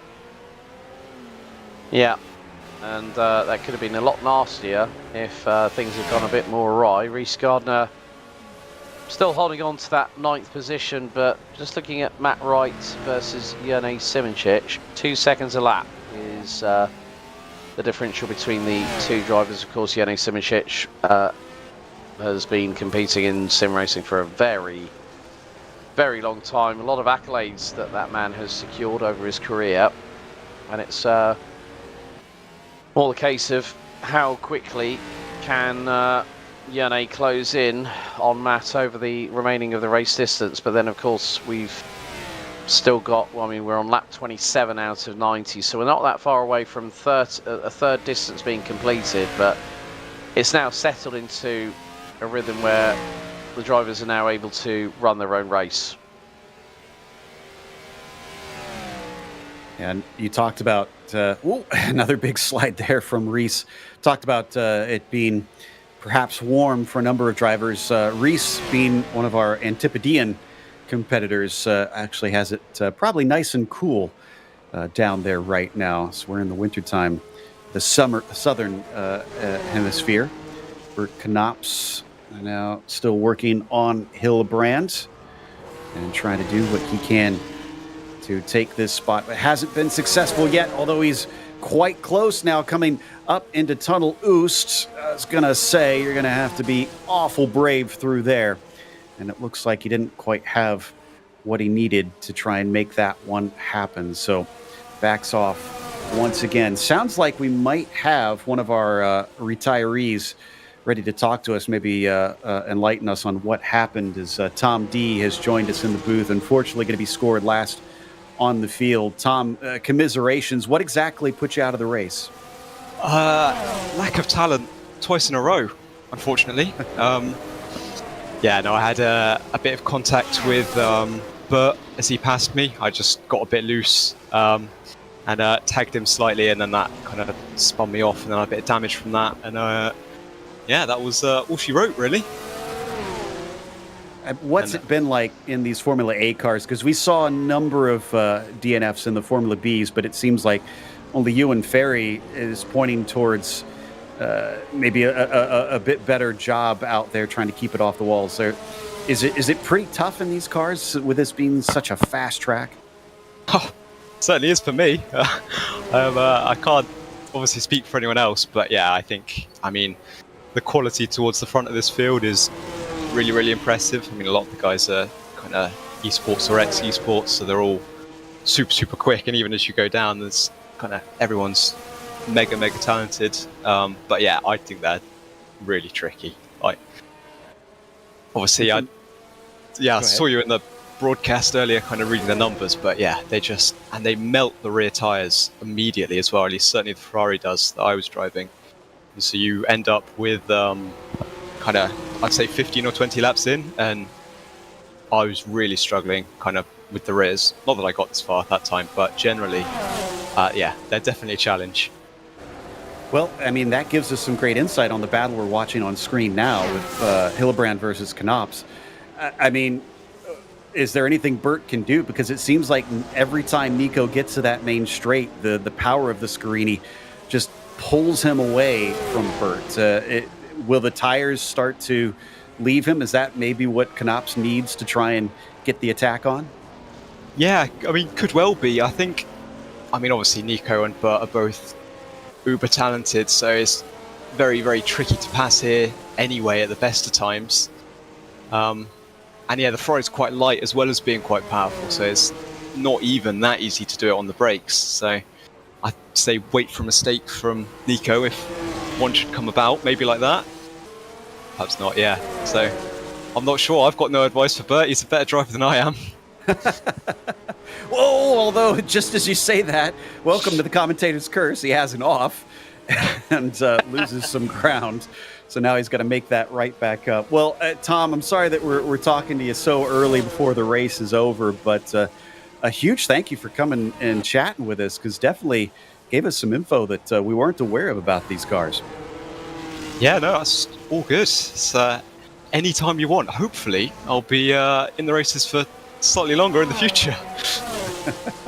We'll watch out for you, and best of luck at the next round. All right, cheers, boys. That was Tom D, who's already out of this race, sadly, going to be scored in 16th. So now we get some an interesting view to see how quickly Bert can try and catch back up. But we're going to check on his teammate Alex in the meantime. Devin Brana is already dealing with the lap traffic. And while I know that these are all very gentlemanly drivers that are probably going to try and do their best to give way, this also presents a bit of a danger point, I think, for our leader. It does, really, because now, as we both know, Joe, the unwritten rule is okay if you are the slower car, stay on your racing line. If you are the faster car, make the pass safely and cleanly. And I know it can be the case where a faster driver will come up against someone, but it's about waiting for the right time to do so. And Devin Browner, on cue, hopefully will get past the car to his right-hand side, and that's neatly done. It's just about picking your moments. You don't want to be completely overzealous and thread the eye of the needle, and then all of a sudden your race goes from absolutely brilliant to completely Pete Tong, and it goes down the pan, so to speak. So this is where Devin Browner just can keep a pretty steady advantage at the moment. Yeah, make smart decisions, make high percentage moves, and that will no doubt help you claim that checkered flag at the end of this one. So we now have officially passed that 1/3 mark of the race. Devin just kind of taking his time here with Matt Wright, who's that yellow and green car. Ooh, and Nico is finally going to have to give it up, maybe. Chops across the front. Bert is finally into P2. Definitely in a place I was not expecting. Out through Hunzerug, up to Rob Schlotemacher. Like I had mentioned earlier, that is considered orange zone, a very dangerous place to pass. And somehow he has snuck by. Now he's got to try and get away as quickly as he can before Nico can use the extra power down the main straight to repass him.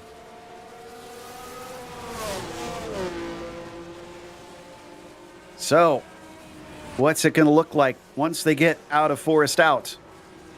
Already looks like he has put some distance between himself and his rival. Yeah, look at that. He is really pushing off the corner to get as much distance as possible. Goes to the inside to try and break the slipstream, and that's too far away. He's got the job done. It has been many laps in the works, but finally Knops is your P2. It is a Brabham Motorsport 1-2 up at the front. Hillebrand, I mean, it was a valiant effort, and I got to give him credit for how long he was able to hold back, but it was not meant to be. Austin Birchfield is another 4 seconds behind, so I don't think things are done and over with, but I'm not sure that Austin has really been catching the pair of them. I'd have to look at the lap times to see. This last one obviously not going to be representative because of the side-by-side racing, but we'll watch this one to see whether or not Austin can start to run down Nico, or if he'll be able to at least hold on to that third place for a little while. In the meantime, we're down to only 9 cars left on the lead lap. Matt Wright has been lapped. Reese Gardner now the last one on that lead lap. By that measurement, we might wind up with very similar to what we saw with the Formula B cars, with only 3 or 4 drivers left on the lead lap come the end of this race. David Bacaceladon back here running 14th. Last on the field right now, but as we've seen, if you keep it on the black stuff, keep it on the islands, you're going to wind up probably with a few more positions. We have seen a few mistakes from drivers, so we're not out of the woods yet. We could wind up, Alex, with maybe a few more retirees that David could pick off before we see the end of this. We could do, Joe, but I think it's that point of how the leaders deal with the backmarker traffic in front of them, and that's going to be quite crucial when you've got some pretty hard chargers at the sharp end of the field. They need to keep their nose clean, and that is not going to be that easy, especially when you've got a battle for position here between Van Weefler and David Bacaceladon. You've got to cut the cars closing in quite significantly, and that will include Bert Knops and Nico Hillebrand. So they've now got to quickly expedite their way through. Bert Knops, no hesitation there at all. Bacaceladon didn't fight it, and then sees that Hillebrand was in his rearview mirrors and went, oh, no, get out of the way. Come on, quick. And that just goes, it's mutual respect between the drivers. If they know that they're not going to be competing at the sharper end, then they'll keep out of harm's way. And that's what you really want when it comes to drivers such as Knops and Hillebrand, who are battling away for position. That's going to be quite crucial.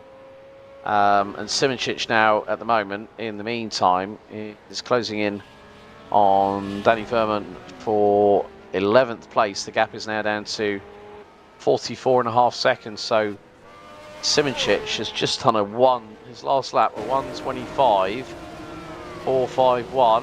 He's going to cross the line again, and 1:25.062. He went pretty much exactly 3 seconds quicker than Danny Verman, so that gap is that was very much going to be the case of how soon will it be before we see Simoncic back in the top 10. Yeah, that's a real testament to the sportsmanship in this series, knowing it was a battle for position and just ducking out of the way as quickly as he could, not wanting to affect the battle. Trying to find out if there's something that happened with Van Weefler, because I swear I saw her in pit lane. Good point here. Alex has noted that, just moving out of the way down the main straight. I keep forgetting that's a thing, since there's no separation wall back during this era of the track. But we're watching Matt Wright now, who's already gone a lap down. Reese Gardner, his teammate, was ahead of Nicholas Kirsten. What is going on with Liam Dolan? The car is practically drifting out of the final corners. I don't know if it's been damaged or if he just took an awkward line. Yeah, I think you might be right there, to be honest, Joe. It's not been an easy one. I mean, we've seen Liam Dolan not have the... You know, he had a big old code crammed behind Nico Hildbrand, let's not forget. And it was just the case of he's just got to hit his marks. As I said, it's... You know, again, that car is looking twitchy at the rear end, 100%. Now, if there is something... If he's having to drive with a problem, who knows? Only he will know, and whether we might be able to get that information out of him is another thing altogether entirely. Car is having trouble coming off a sheave lock there. He must have gotten... Yeah, oh, look at the car go through Hondenvlak there. Yeah, it is all sorts of out of shape. There has got to be something wrong, and we've got another car off track that he's approaching, trying to stay out of the way. Not sure who that was exactly, but things not looking good for Liam Dolan. He's trying to hang on. I think he needs to come in and take repairs. I do not think that's a safe car to try to continue to drive for this long in the race. Yeah, it's... yeah, I mean, Austin Birchfield is... And that's his teammate, who is ahead of Nicholas Kirsten. So Dolan is between a rock and a hard place. You can see how much more composed Birchfield is. So Birchfield, what's the one that was in trouble there? Joker lap.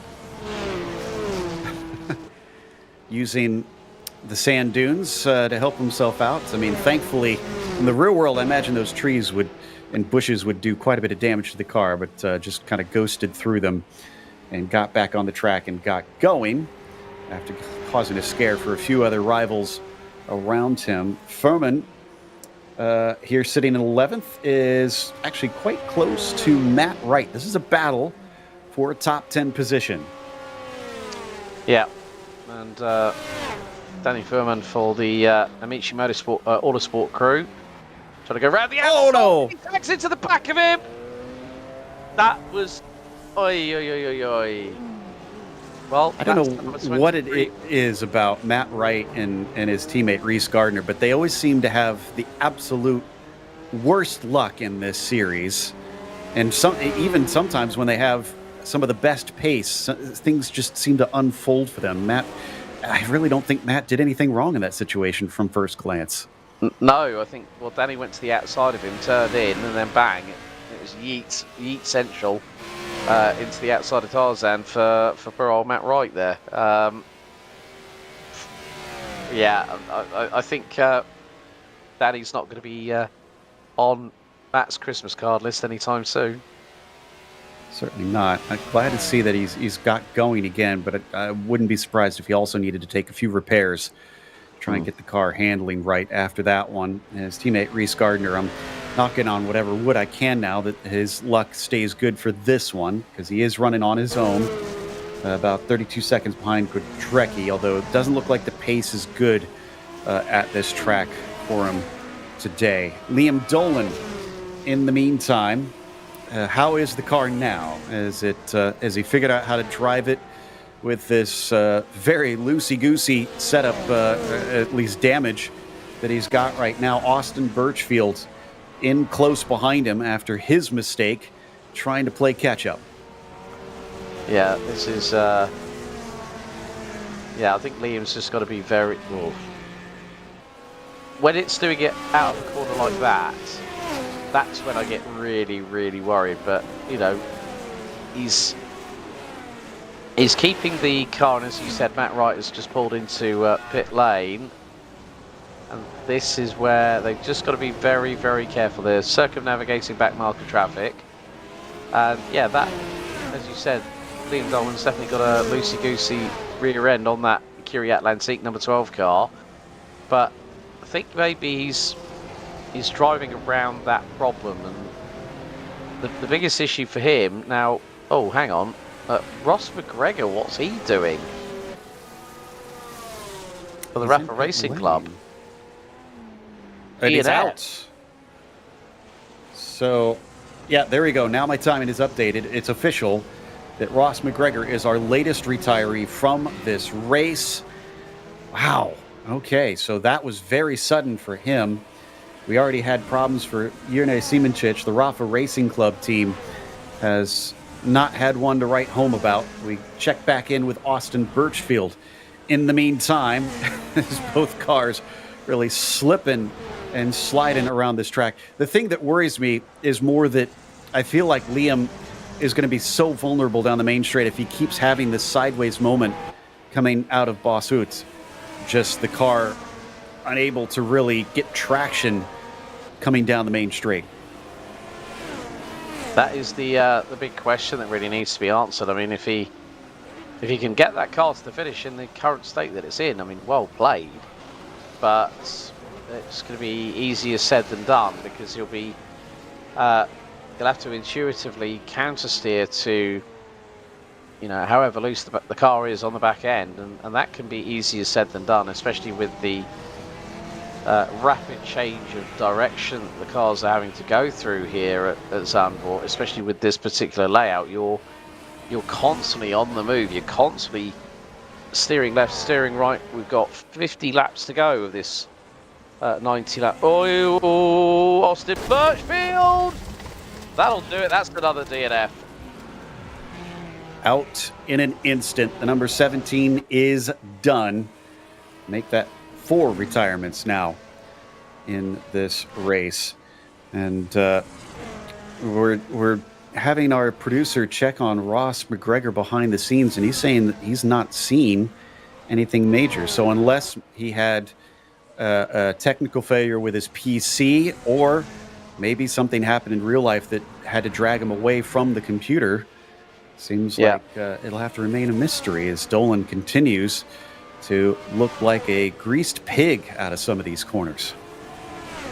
Yeah, he's just having to grin and bear it, is Liam Dolan. I think if he, as I said, if he does make it to the checkered on this one, Joe, then I think he'll be a very, very lucky man. But if that back end is any further sideways, I mean, obviously we've got to consider the fact that the driver's been on these tyres for over 40 laps now. We've got 50 laps until the checkered, including this one.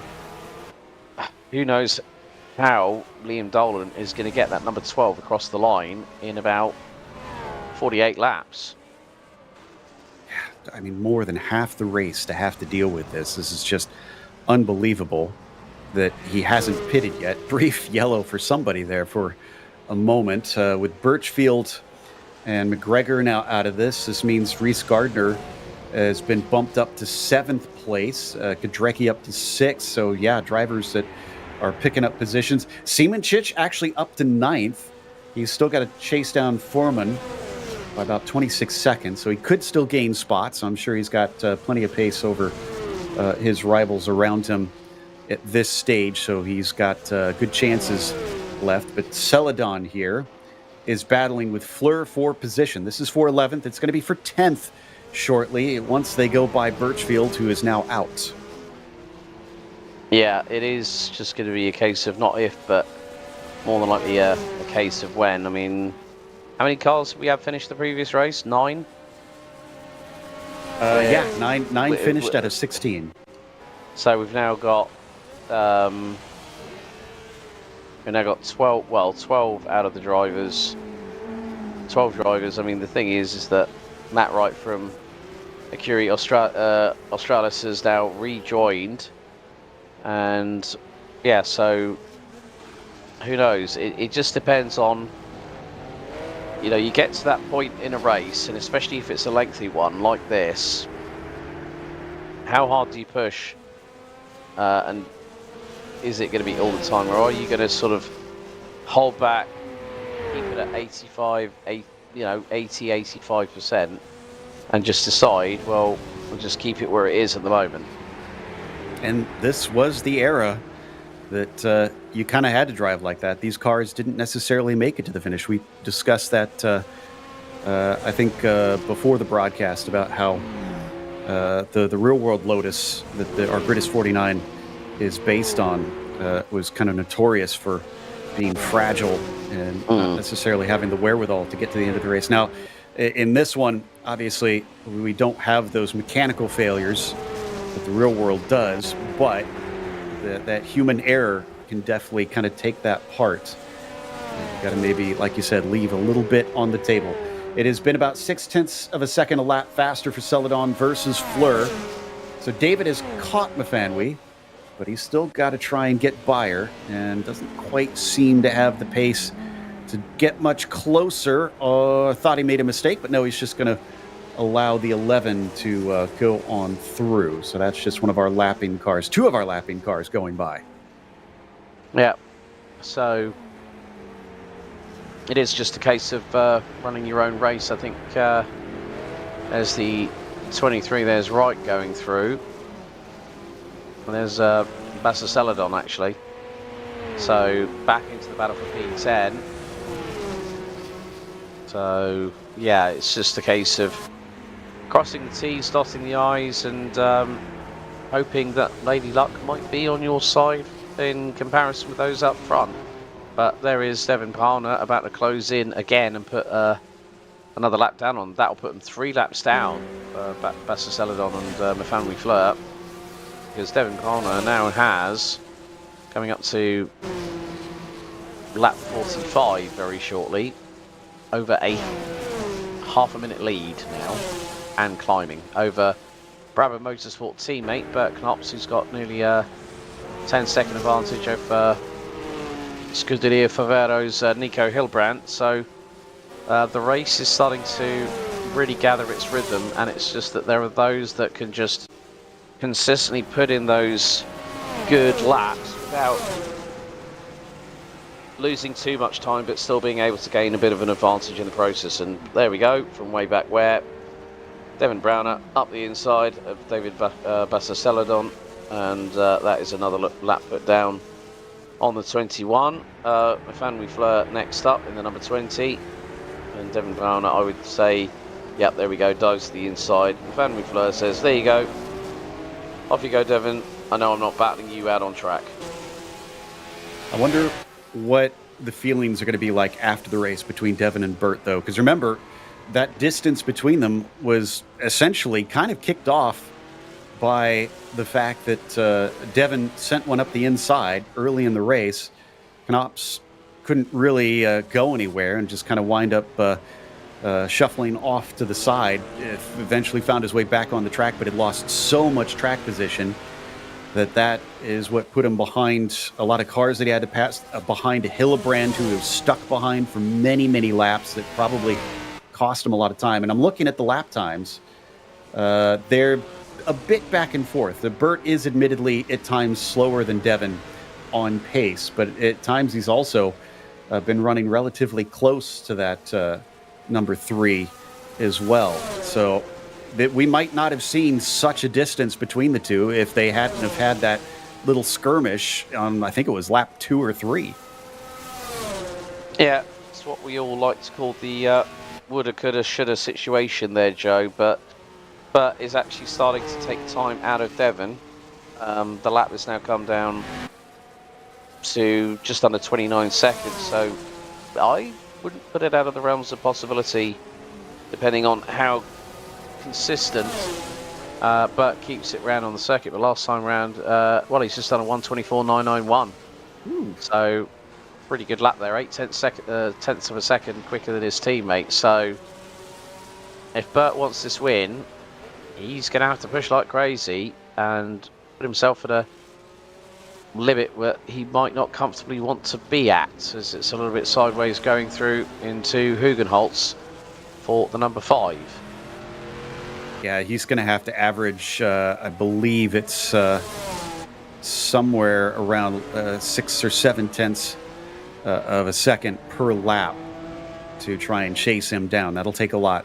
That doesn't take into account the fact that there could be lap traffic. There could be mistakes from either of them.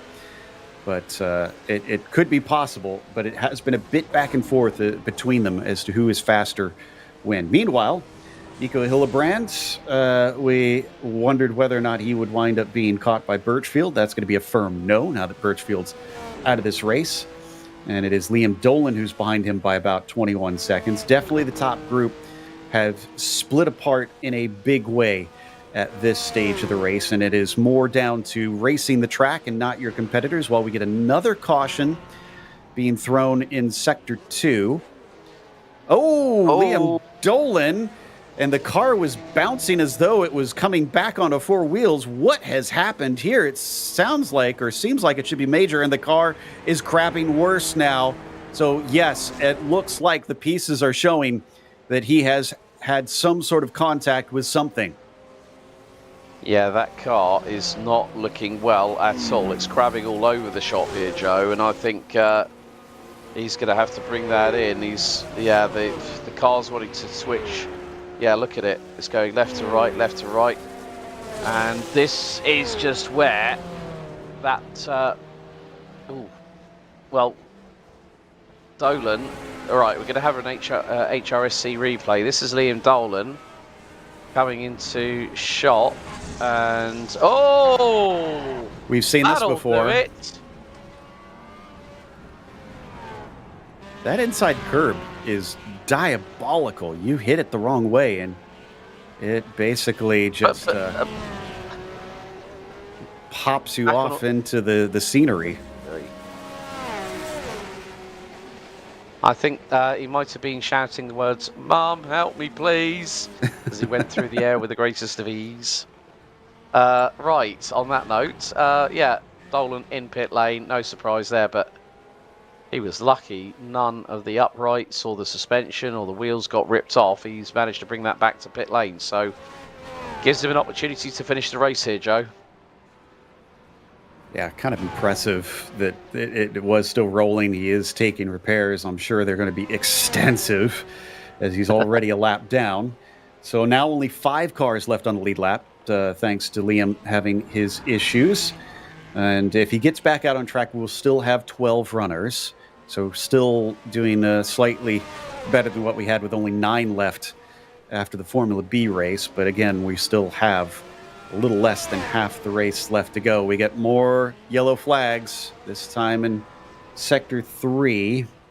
And they have been pulled away, so hopefully we're good on that one. Oh, Gudrecki has just DNF. So make that 4 cars left on the lead lap. It's another one of our front runners out of this, or at least front runners at this stage of the race. I'm going to assume that is involved with that Sector 3 yellow. And yeah, here it is, coming into that portion of the lap. The Amber Collective Autosport driver just clips the dirt, trying to let the leaders through, and maybe was a bit too generous there, getting off to the side. Yeah, it seemed like it just hooked him in, and bang, car is done. It's toast, and Gudrecki is out. So, teammate of Nicholas Kirsten, who now runs P4. We are seeing, I mean, we're coming up to 40 laps to go here, Joe, and those unforced errors are starting to creep in. More and more, we are seeing drivers fall by the wayside. Definitely a lot more in the last few laps than we had, I'd say, in the first 30 or so. So it seems to be almost building momentum in that sense. Meanwhile, Kirsten, as he slams on the brakes down into Tarzan, like you said, sitting fourth, last one on the lead lap, about 69 seconds behind Browna. So we're close to Nico being caught, but we'll see how quickly Devin is able to run down that number 9 machine before we get another car put a lap down and slip to only top 3 on the lead lap at that stage. There is our leader in the Brabham Motorsport machine, just accelerating off of Hugenholtz and kind of doing his own thing. It took a bit to try and get up to that top spot, but since then, I haven't really seen a whole lot of dramas for the number 3 machine. It's just been ticking off the laps and doing what he needs to do. Yeah, I think that's the main bone of contention that Devin Brown has got. Just keep it on the black stuff, and that's exactly what he's been doing. I mean, you can see how he's... I mean, look at his last lap, okay, was 0.106 off of his fastest lap. The downright sickening amount of consistency this man is showing on lap time alone just shows the caliber of the man. I have to give a good shout out to a good friend of ours, David Christie, who whenever John Munro got behind the wheel of the sim rig, he said, "I'm absolutely sick of how talented that man is," referring to John Munro. And shout out to David now, finally has moved over to South Africa from Scotland. So congratulations to him and his other half as well. So yeah, I think it's just like Devin Browner is just on, when you've got people like him, like Simoncic, who is now only 7.3 seconds behind Danny Furman. He's been catching him at around about 3 seconds a lap, give or take. Simoncic's last lap was a 1:24.9. Danny Furman was a 1:27.3. So Simoncic is closing rapidly. That gap now coming under 6.5 seconds. So I would imagine that by the time we hit the end of this race, Jurnej Simoncic will be at least 5th, if all goes to plan. That seems like a safe bet to me. If he can get to 5th, that's going to be really tough going any higher. Reese Gardner is a full minute behind Nicky Kirsten for the time being. So yeah, that might be the limit of what's possible, barring any more DNFs from those ahead. Celadon versus Fleur. This carries on. Now was looking for a top 10. It's for 8th position between the pair of them, doing exactly what we've been talking about and just putting the laps down. But Celadon caught up to Fleur and just can't seem to get close enough to try and make any sort of moves from here. So maybe get a bit of frustration from the 21, trying to see whether or not he can get by that 20 car. Yeah, I mean, frustration is something that you don't want to have at this particular stage of the race, because we're on lap 52. There's still plenty of mileage to be covered in this race. You know, it's probably the best part of 100 miles worth of racing left to go here at Zandvoort, and you can't sort of leave anything to chance. You've got to put it all on the table to a point where you feel comfortable and saying, okay, run my own race, keep it on the black stuff. Find up in a battle, okay, fair enough, not an issue.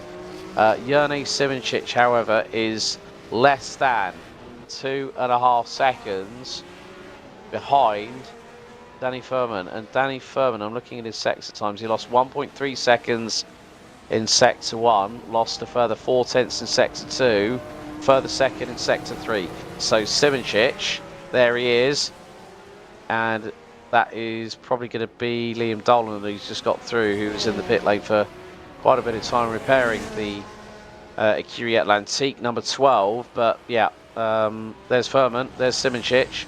Battle for P6 very much on here, Joe, now. And it's a question of what could have been, because the pace very close to our leader, Devin Browner, who actually just set the fastest lap of the race down to a 24.2. But that said, Jurnej with a 24.7 on his most recent lap. He's been very close to the pace of the top runners. It was his mistake that wound up setting him backwards. Just a slip up coming into Tarzan, into turn 1, and wound up being so costly of what could have been most likely a podium. That's the Celadon's DNF'd. That's car number 6. That's a bit of a shame after it was looking like a great showing for David. Had climbed all the way up into 9th place, was looking to maybe try and take 8th away from Mafanwi, but she has withstood the pressure and instead forced Celadon to wind up having the issue and exiting this race prematurely. Siemenchich now takes over Foreman off screen, so up to 6th for the 01 car. Yeah, Danny Furman didn't really fight it, but oh dear, Liam Dolan, watch it. Here's a replay. Basaceladon. That was probably a bit of internet things happening. Oh, Yeah, I would say so. I don't think the Yonda is capable of those maneuvers, so... No, I think that was definitely a possible decent. So it may have been a disconnect, and the drivers are allowed to get back out on course if they have a disconnect. So that's the good news. The bad news is what was about a couple tenths up to Fleur is now a full lap behind. Well, that's a shame for David, to be honest with you. Look at how Devin Browner just makes this stuff look easy, doesn't he? Completely flat chat, a little bit of sideways flick through the corner, and it just looks effortless. Meantime, Jado Simoncic has gapped Danny Furman, who didn't really fight Simoncic going past. Simoncic has now put nearly 5 seconds of real estate between himself and Furman, and he's going after Gardner like a man possessed. That gap was 9.5 seconds. It's now 7.4. So, yeah, Simoncic. Well, yep. You never know. I mean, I'm looking at Reece Gardner's. Well, not just. I'm looking at. Reece Gardner's lap times. 120. Well, his last one was a 127.2. Simoncic 2.2 seconds faster, 125.0. Yeah, I think Simoncic is going to try and see what he can do to reel in Nicholas Kirsten, but it's more a case of how much can he decimate that advantage that Kirsten has once Simoncic gets past on Gardner. But Gardner is actually responding to Simoncic, was only 7 tenths slower in the first sector, 2 tenths slower in sector 2, and Gardner goes across the line 127, 185, Simoncic 124.8. Gap now down to 5.4 and closing. Oh, Nicholas, that is not how you negotiate that part of the circuit, sunshine. An unorthodox line, to say the least, for Hillebrand, but eventually got back to the circuit and does not seem to have any sort of damage on the car. So on we go in third place for Nico. Yeah, it's for Simoncic to catch up to Kirsten. We've got less than 35 laps for him to try and do that and to cut down on what is more than, at least right now, more than 70 seconds to catch up to Nicholas. So I don't know that that's really possible unless we get a mistake, because I don't think the pace is different enough between the 9 and the 1 car to see him eventually run it down. But that said, I'm not trying to put the kibosh on it. It's not looking likely. It's just, as we've seen, things can change in a hurry. Oh, did Nico get some damage because he's coming into pit lane? It looks like that was not as clean as I thought as he comes down to the garages. Oh dear, this is going to cost him big time. So that is, well, so there's Kirsten. Yeah, so we'll easily move up into the podium positions. Gardner should be promoted to 4th, maybe. Well, it depends on when Nico comes out. So there's Kirsten in 9th. Sounds like it was a pretty major incident. We're hearing, as I assume the replay is coming shortly, try and enlighten us as to what happened here.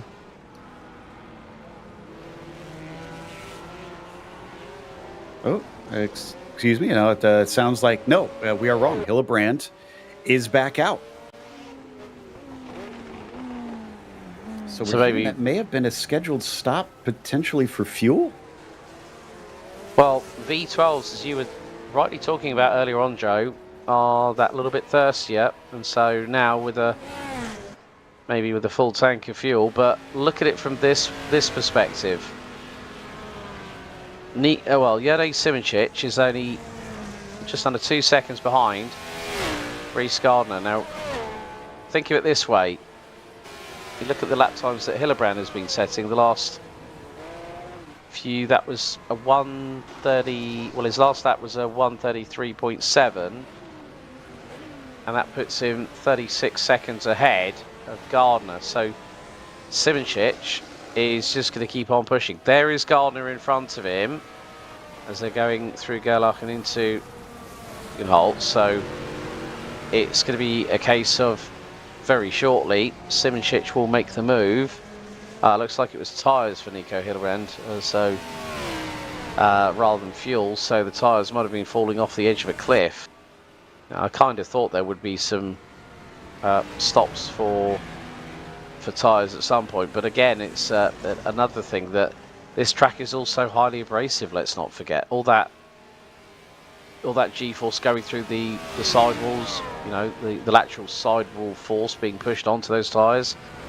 I wouldn't be at all surprised if we see the pecking order sort of thrown into the apple cart and something changes, because that can happen. If we see drivers like Simoncic start to lose their tyres, maybe that could give the opportunity to the likes of Hillebrand. I mean, Browner, we don't know what his tyre conditions like. Simoncic now on the back bumper, back of Gardner, alongside and through goes the Rafa racing car.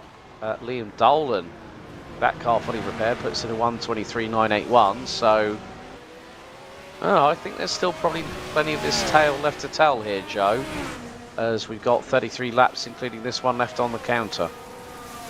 Well, the author has seen fit to give us some interesting twists there, because I was not expecting tire stops.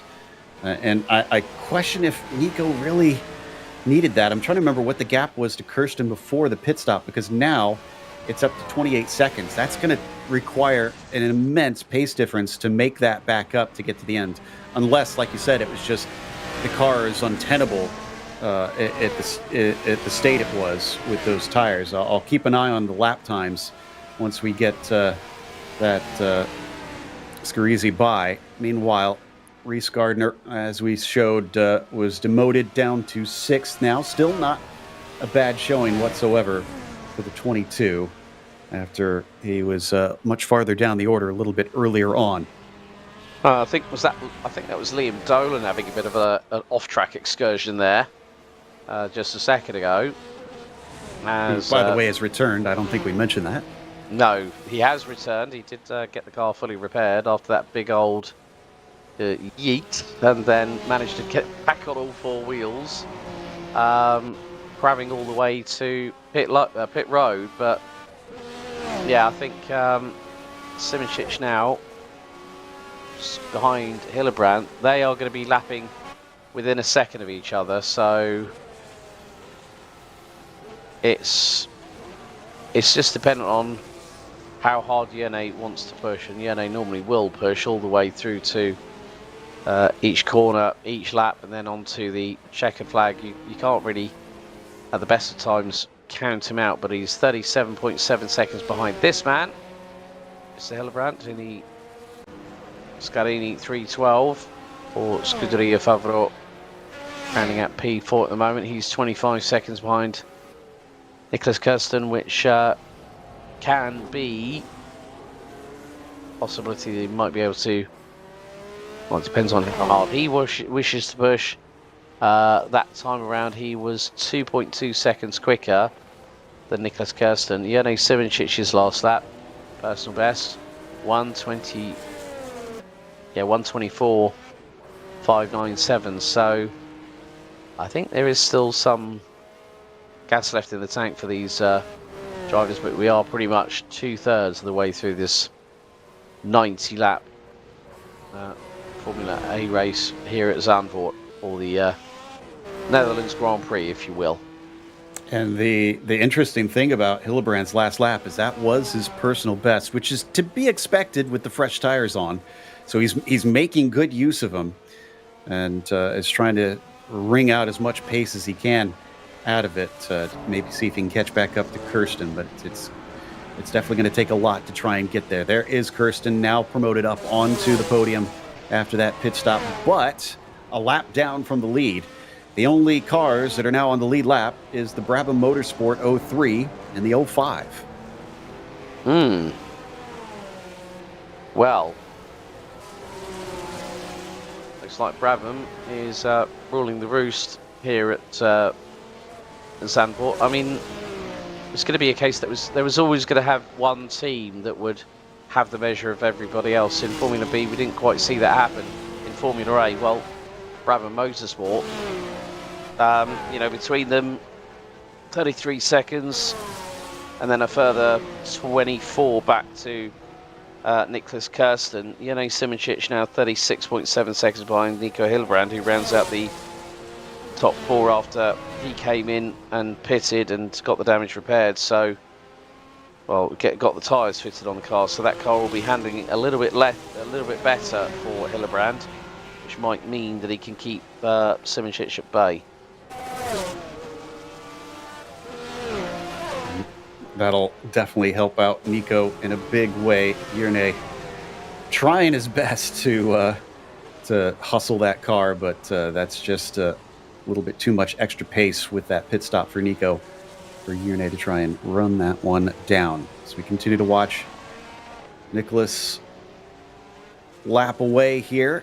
Now that we've hit the 2/3 mark of this race, there's still quite a bit to go. Try and get to the finish, so you've got to stay focused. You got to keep in it, and we have 10 cars left, so we're at one more than what we had at the finish of the Formula B race, with the same amount starting in each of the events. Celadon, the last one running at this point, down in that 10th spot.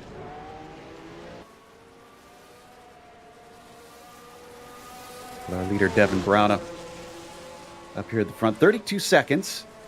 And again, it seems like the pace is relatively close. It is still trending away from Bert Knops.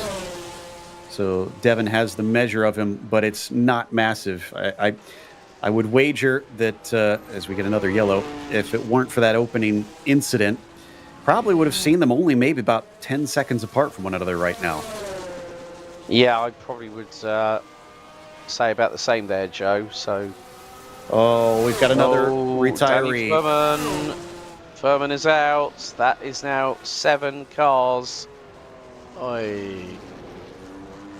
Well, there we go. Here's the replay. The Amici Motorsport car. Oh, this is going to be a very fast incident. Oh, he's going to be off. Oh, big off there for Danny Furman, and the that was a cartwheeling 1967 Formula A car, a shadow of its former self. Oh, Gardner's gone as well. We're now down to 8. We're at half field now, Joe. We're more than 50% of the way through. Here's the replay. I want to see Reese get to finish one of these. That's not going to be today for the 22. Just went in deep, found the fence, and once that wheel was off, that's it. You're not allowed to carry on from there. So 2 more in succession, down to 8 cars that remain. We are exactly halfway through the field, winding up sidelines in this race. From Afan Fleur, from Matt Wright for David Bach-Celadon, it is a couple easy positions that they will inherit from here. Fleur going to be moving up all the way to 6th spot, so that is an excellent job by her in this race as we continue to follow our overall leader. Just ticking them off one by one. But that just proves that there is an ever-remaining threat if you're Devin. You cannot relax out there. Other drivers are still finding themselves off the circuit. And even if he does stay focused, if he comes upon a lapped car that has that moment directly in front of him, that could take him out, and that might not even be his fault. Yeah, very, very true there. It's, we're coming down to, the last And we've probably got about another 35 to 40 minutes before we hit the checkered flag also of this race. And you can just see by Devin Browner's inputs, look, it's about, you can hear like he's nearly hitting the red line, but close, and he's modulating that throttle. It's about precise inputs, and Devin Browner just decided, okay, let's run my own race, and that's exactly what he's done. So we now have, remaining in the race, Devin Browner, Bert Knopfius, Nicholas Kiersten, Nico Hillebrand, Jene Simoncic now up to 5th.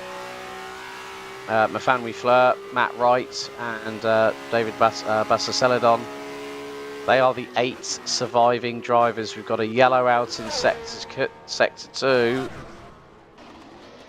Oh, Hillebrand's gone. Wow. They are falling like flies, Joe. They are falling like flies. Absolutely are. And that's after Nico just took fresh tires. So he should have been in a good state. Maybe he was pushing a bit too hard to catch up to Kirsten. We don't know yet. But here we go. This is what caused it on the replay. Up through Honda Vlok. This is a corner that has caught many a driver. And he's not exactly the same as Reese Gard as carbon Norman. copy. Yeah. Must be a rock out there that they need to move or something, and the driver behind him had to come to a complete halt to avoid getting collected. The mind boggles, my dear Mr. Peak. Yeah, not sure what they're hitting, but both times the car just clipped something that was right off the edge of the track and absolutely sent it tumbling. So that someone needs to let everybody else know, avoid the going wide at the exit at Hondenvlak. Oh, here we go with Mafanwi Fleur. Oh, and she's the one that comes across a rolling Nico Hillebrand. Well done, and Mafanwi. That was... Whoa! Who was that around the outside?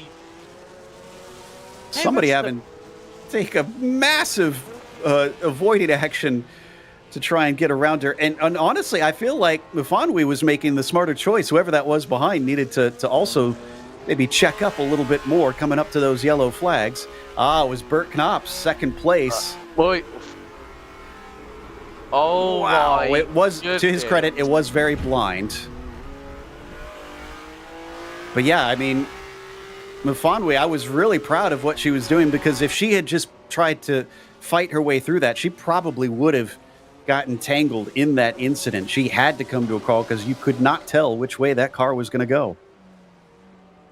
Yeah, exactly. I just have no words for what was... There are times when a commentator is speechless. I quite clearly am at this moment. I've got one word, Nicholas Hillebrand. Yeet. Mufanwi Fleur now is into a top 5. Could we see her maybe get a podium in this if more drivers wind up with issues, which again, it's looking like you can't count against it. 67 laps into this thing, there's still plenty where something could happen as we watch the driver that had to really try and go wide to avoid getting collected in that incident, Bert Knops. Now up to 37 seconds behind, some of that time, of course, being cost by having to go off track to avoid running into the back of Fleur. Celadon, in the meantime, still our last car running, and I often kind of teasingly call this the Dory Award, but it's meant with I like that.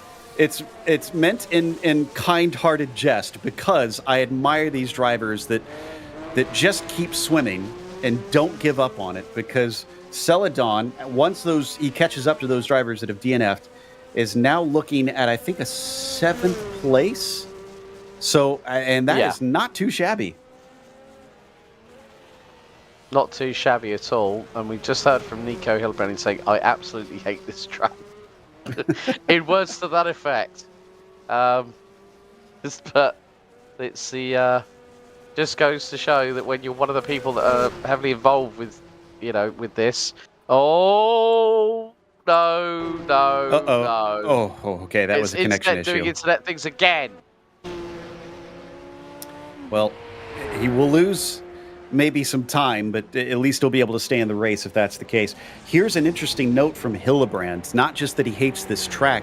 We have to remember that much like in the real world, they have limited chassis that they can run in this series. That means he has used up his Formula A chassis, and he has to use a Formula B car for next race. He is going to be at a severe disadvantage, so there are knock-on effects for his mistakes today. Yeah, so... Ouch. Yes, the word of the day for that one, really, to be honest with you. But that's the whole purpose of a league. There are rules that need to be followed. Good to see that Matt Wright's still running in this race. Bit of a shame for a teammate Reece Gardner. Obviously, well, he described, I think it was a brake trouble or something like that. His brakes didn't want to work. Yeah, there is much like at this time, they mimic the brakes starting to fade as time goes on. I don't think they'll fail completely, but they will lose a significant chunk of their power, and I guess just didn't quite account it on that lap, and off he slithered into the wall without really being able to save it, which is unfortunate. His teammate Matt Wright is still going. He's going to get up to 6th place once he overtakes Nico Hillebrand, which is probably going to be on this lap. Yeah, so, I did, that's why I said, I just wanted to, when you asked me, Joe, at the top of the race, how many cars do I think that we're going to finish, I said that I'd rather sit on the fence because I don't know what's going to happen. I think that was the right call from my point. So, yeah, this is just going to be quite interesting how things develop over the next, 21 laps, or 22 laps, including this one.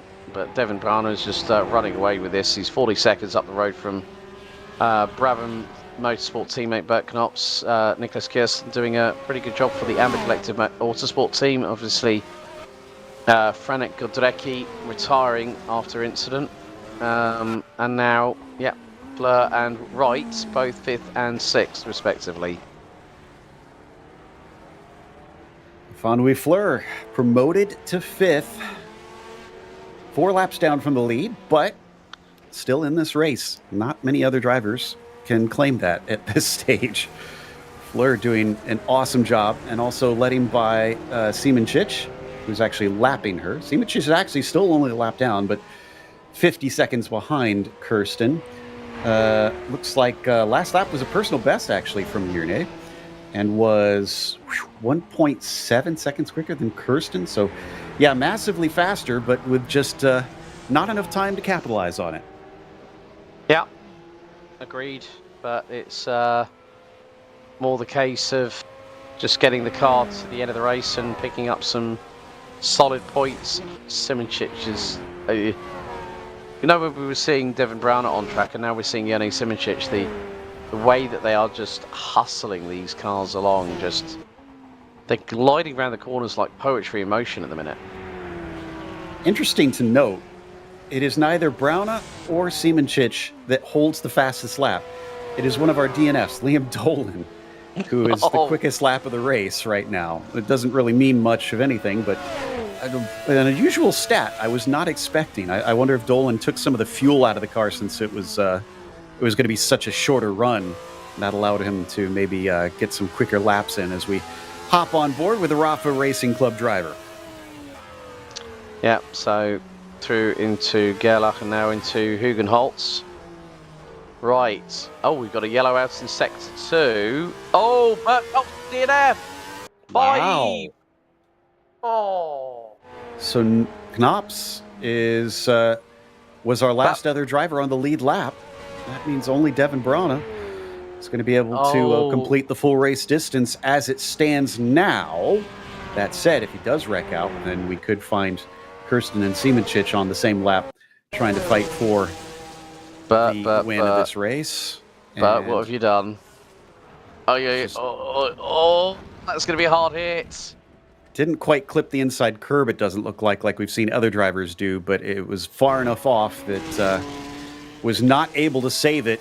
And he was well into the final stages of this race, so that is going to be disappointing that he was not able to see the checkered flag and will have to be scored in 7th when all is said and done. Celadon now moving up to 6th position. Fleur up to 4th position. I said, could she get a podium? And it's looking more and more likely. Simičić down P3. Oh, well, would you believe it? I don't think Simičić would believe it. He probably did not think he was on for a podium. He was like thinking, hang on, I'm 50 seconds away from this guy. And now it's like, oh, Bert has gone, I've got a podium. Let's... I'm going to make a little bit of a reference to a video game here, to what just happened with Bert Knops. Joe, do you ever remember the original Mortal Kombat game? Oh, yeah, absolutely. And you had the figure that came out and said, Toasty, like that. So, well, for Bert Knops, it was whoopsie on that particular occasion. So yeah, but it just I had to put some kind of relevant spin on a funny, entertaining noise or a vocal that you hear, and that was the first thing that came to mind. Instead of hearing Dusty, I had whoopsie in my head when it came to Bert Knops making that faux pas. I think for Bert it was more like a fatality, unfortunately. So that is race over for the number 5. And we're starting to see a few drivers get by now and inherit those positions. 46 seconds, by the way, between Simičić and Kirsten. That said, it's looks like 18, 19 laps left. I guess 18 for them since they're a lap down from our leader. We're down to only 5 cars running out of 16 starters. And I'll have to check the rules. And some of those behind the scenes that are kind of helping us with some information may be able to help enlighten me. Is this F1 rules where you must be a classified finisher to collect the points? Oh.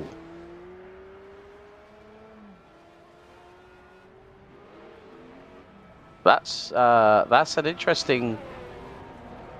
That is an interesting thought process there, Joe. Yeah, I mean, it could be the case that if you... Yeah, you have to be classified by finishing the race.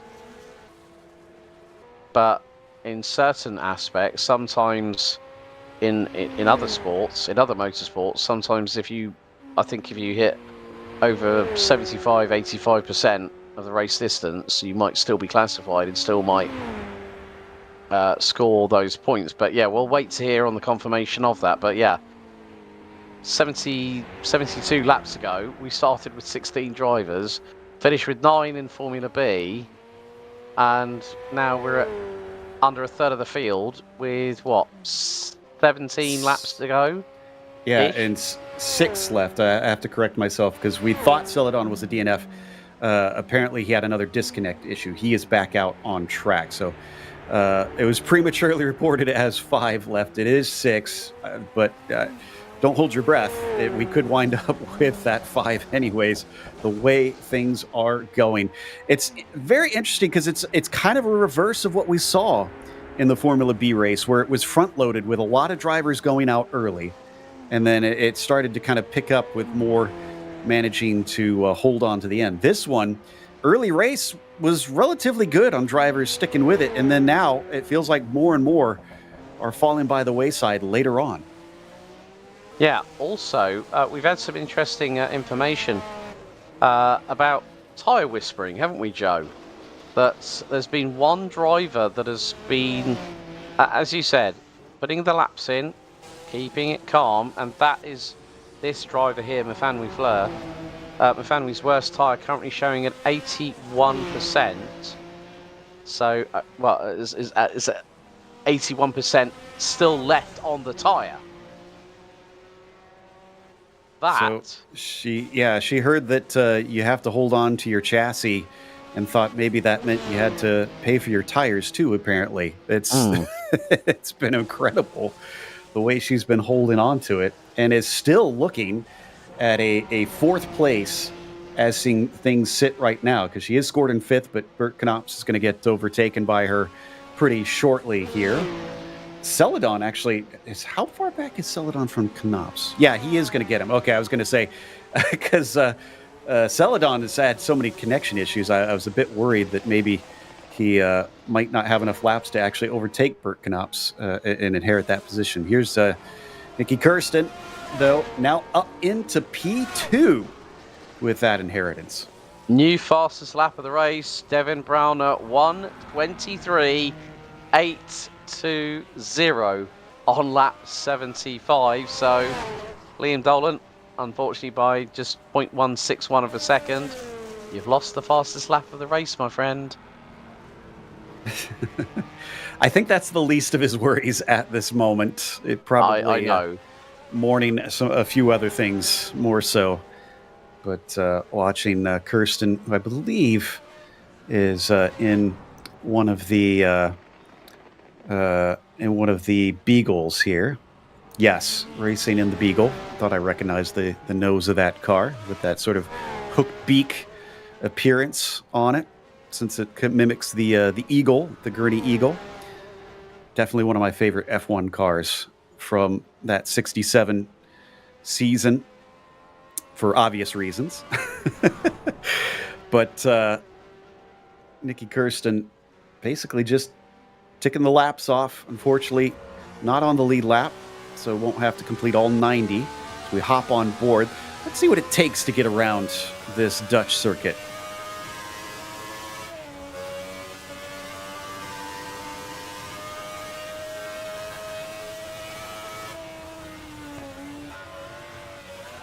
Really see how the suspension have to be quite supple on these cars back in this era.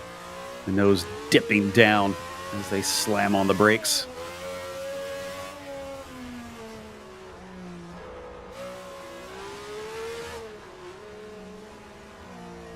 Interesting shallow line coming into Hugenholtz, using that banking. And then here's where things get difficult. Coming over Hunzerug. You can hear the lifting. Definitely not flat out for Kirsten.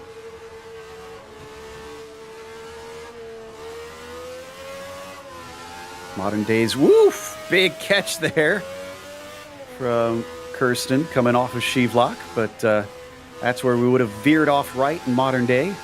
But we continue on off into the dunes and then into the forest.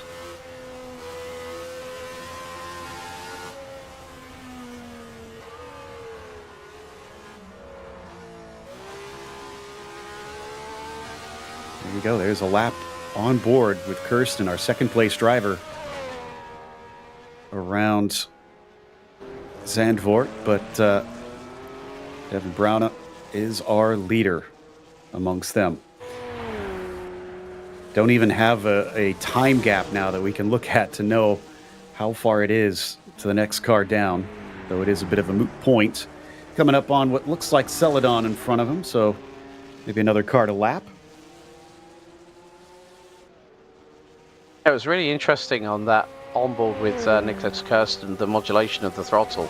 You know, you could hardly hear any tap of the, maybe the slightest tap of a brake here or there, but it's going through that, after Shevlock, you are literally on the ragged edge. You're just trying to, as I said, minimize your steering and your throttle inputs to get the cars around the corners, and then after Bozot you can go absolutely pedal to the metal, like we're seeing with Devin Browner here, and it's going to be lap 77 completed, so 13 to go, and flame spitting from the Grabham BT20 with the Race Pro 3-litre V8 behind the driver. Yeah, what can you say about Devin Browner? He's been absolutely spectacular in this race. The minute he got to the lead, well, he hasn't really let go of it here. Our younger fans, might be a bit concerned about seeing a race like this at the end, but this is pretty period accurate, we have to say, that it used to be that, very few drivers would actually get to the finish of the race. That a lot of times you would wind up with a very separated field. That it could be an entire lap gap difference between positions towards the end of the race, and definitely it was it was very much, while it was comparably a sprint to things such as the Le Mans 24 and or the Indy 500 and other races of that time, it still was an endurance race. Your equipment had to get to the end. You as the driver had to survive to the end of the race. And those who treated their equipment well usually reaped the benefits. Yeah, it's always about, as I mentioned earlier on, it's about that mechanical sympathy, Joe, because you've got to just make sure that you know, as they say, if you look after your car's going to look after you, and that's exactly what Devin Browner has done. And yeah, it's just going to be plain sailing for the man from Germany. Siemenschich now onto the podium, 36 seconds behind. He continues to cut down in a way. I wonder if Nicholas is honestly not even concerned about that and maybe just trying to bring the car home at this stage. I've been promoted up to second place. I don't need to push hard. I've got a huge gap to the car behind. It's all of 11 laps to the finish. So maybe we're seeing the 09 car just continue to put him in and not try to go for speed.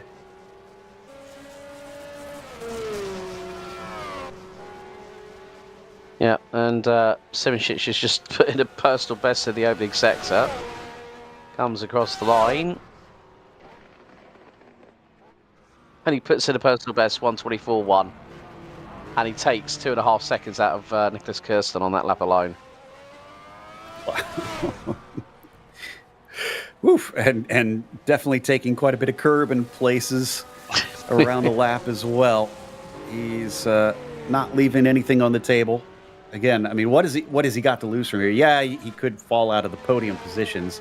At worst, he's going to wind up scored in what looks like fifth because Celadon has had another connection issue. He is coming back, but let's see. He's 9 laps behind Siemenschich. So I get the sense that the way things are going, Celadon honestly is pretty much put at 6th at best. I don't think he's going to catch anybody who DNFs from here in front of him. Yeah. So, yeah, but the thing is, if he gets to the end of the race, he'll still score points. Exactly. So, yeah, might not have been the... I think that's what... issue number 4 of that ilk for Bassa Celadon, or 5. But, you know, sometimes his mentality will be a case of, well, I don't want to give up yet. And, yeah, he's still got an opportunity to close in. And there we go, up to P6. So he's through on Bert Knops. And, yeah, so, we've just had a little bit of confirmation with 10 laps to go that David has passed the 75% mark, so he is at least P6. Gotcha. So he will at least score the points, but I think after the race, the Mexican's going to have to maybe go and see if a burro has been chewing on his internet cable, because it has certainly been interrupted plenty of times during the course of this race. While Matt Wright looks at a top 5, about 6 laps behind the leader and 4 laps ahead of Celadon as he clips the dirt a little bit coming into Shevelock. Unfortunate that he's still struggling a bit out there, but should get himself some points today when all is said and done. And at about, I guess, 10 laps to go at this stage now for Devin Browner. Yeah, it's the end is in sight. Yeah, and then we'll reach the final curtain, have the checkered flag, and celebrate with Devin Browner a little bit later on. But yeah, it's just been a commanding drive, and yeah, Van Weefler, if you'd have said to her at the beginning of this race, you'd pick up P4, she probably wouldn't believe you. No, absolutely not.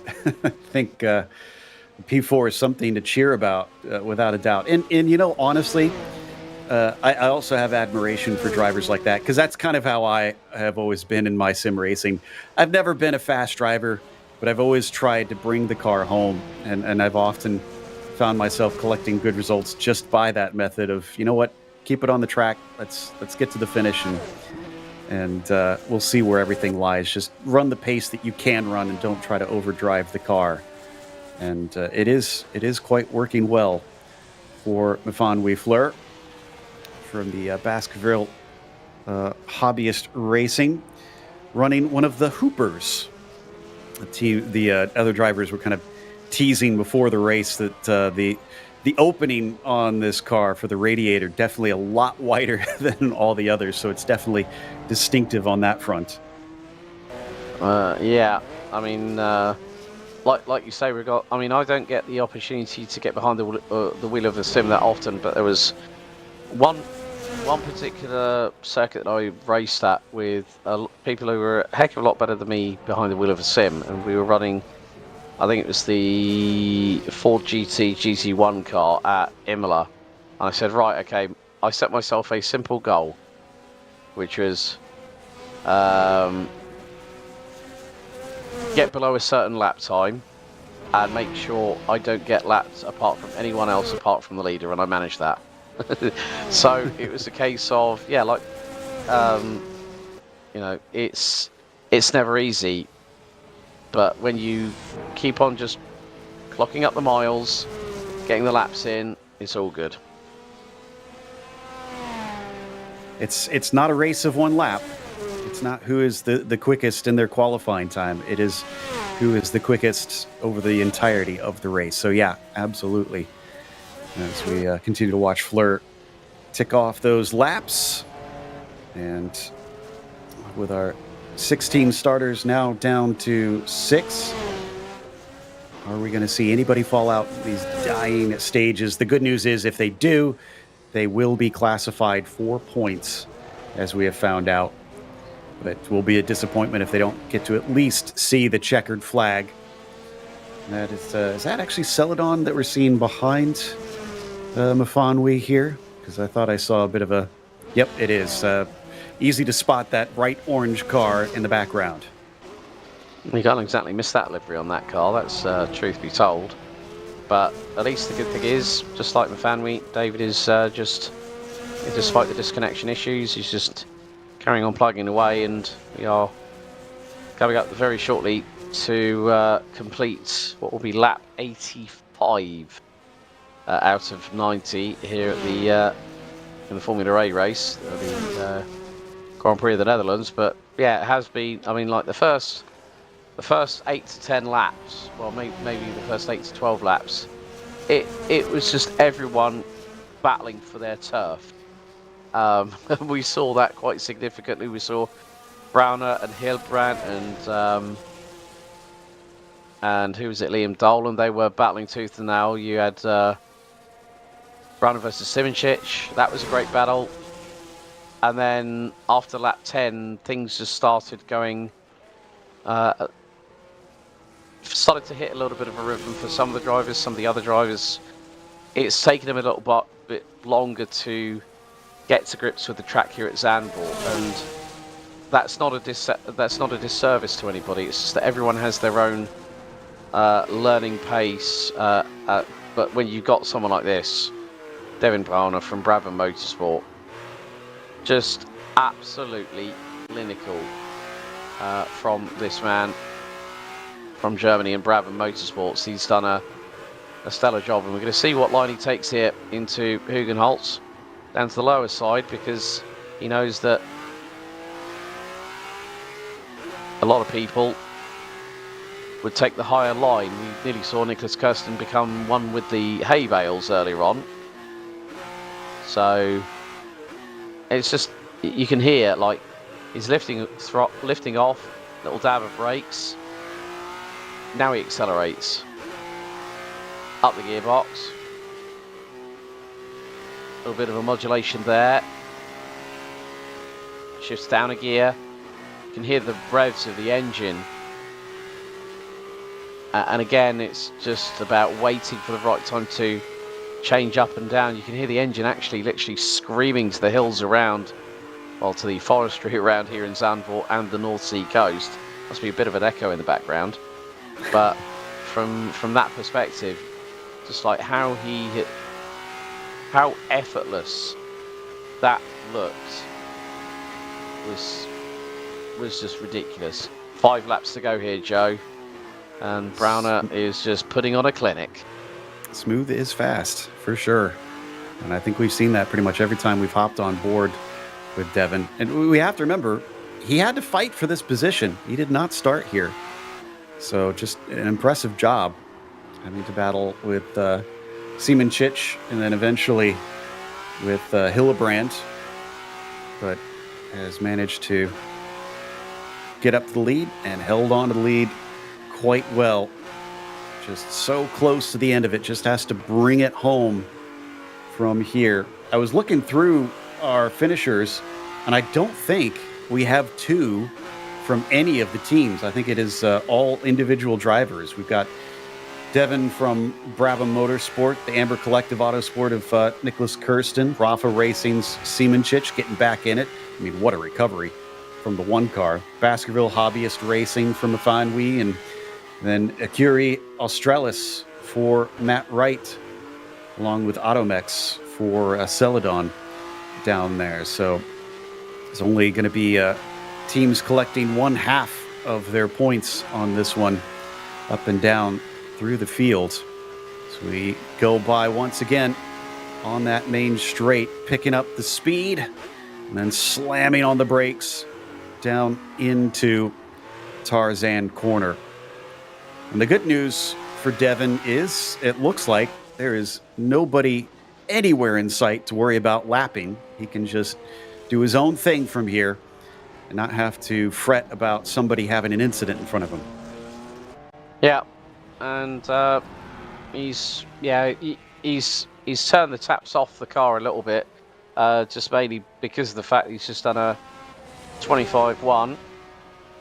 Siemenchich 28-2, so I think it's just now the case that everyone's calming down a little bit. I mean, the adrenaline will still probably be going sky high at the moment, because when you're behind the wheel for this amount of time, there comes a point when you just go, okay, right, I'm gonna stick with the position I'm at. Okay, gonna go a little bit faster down the start-finish straight, then take it a little bit easier in the corners. You just want to make sure that you can bring that car home without any major dramas or incidents in the last few laps. Wonder if Siemenchich is maybe ruining his mistake from earlier, considering the speed does seem to be there, but of course he was being caught and hassled by a number of cars at the beginning of the race. So we didn't think that maybe the qualifying pace matched the race pace of this number 1. But since then, it's just been a stunning run back up the order. And maybe if things had gone slightly differently, could have maybe fought for a P2, but 30 seconds apart at this stage is definitely way too far apart to try and catch up. They've only got a small handful of laps left to go to wrap this one up. And I have a feeling there's probably at least a few that are ready to see the other side of this race, because, man, this has been grueling. We kept talking about, Alex, the mental side of it. I mean, we've been going for, what, about 2.5 hours or something like that in this race. That's a long time to be focused. Mm-hmm. Oh, definitely. It's just having that mindset to focus in, and yeah, there's going to be, you know, muscle fatigue, but then also what you don't want is to, you know, you got to try and do something where if you've got someone that's talking to you, that can help with your mental focus. I mean, I've heard of one someone who does like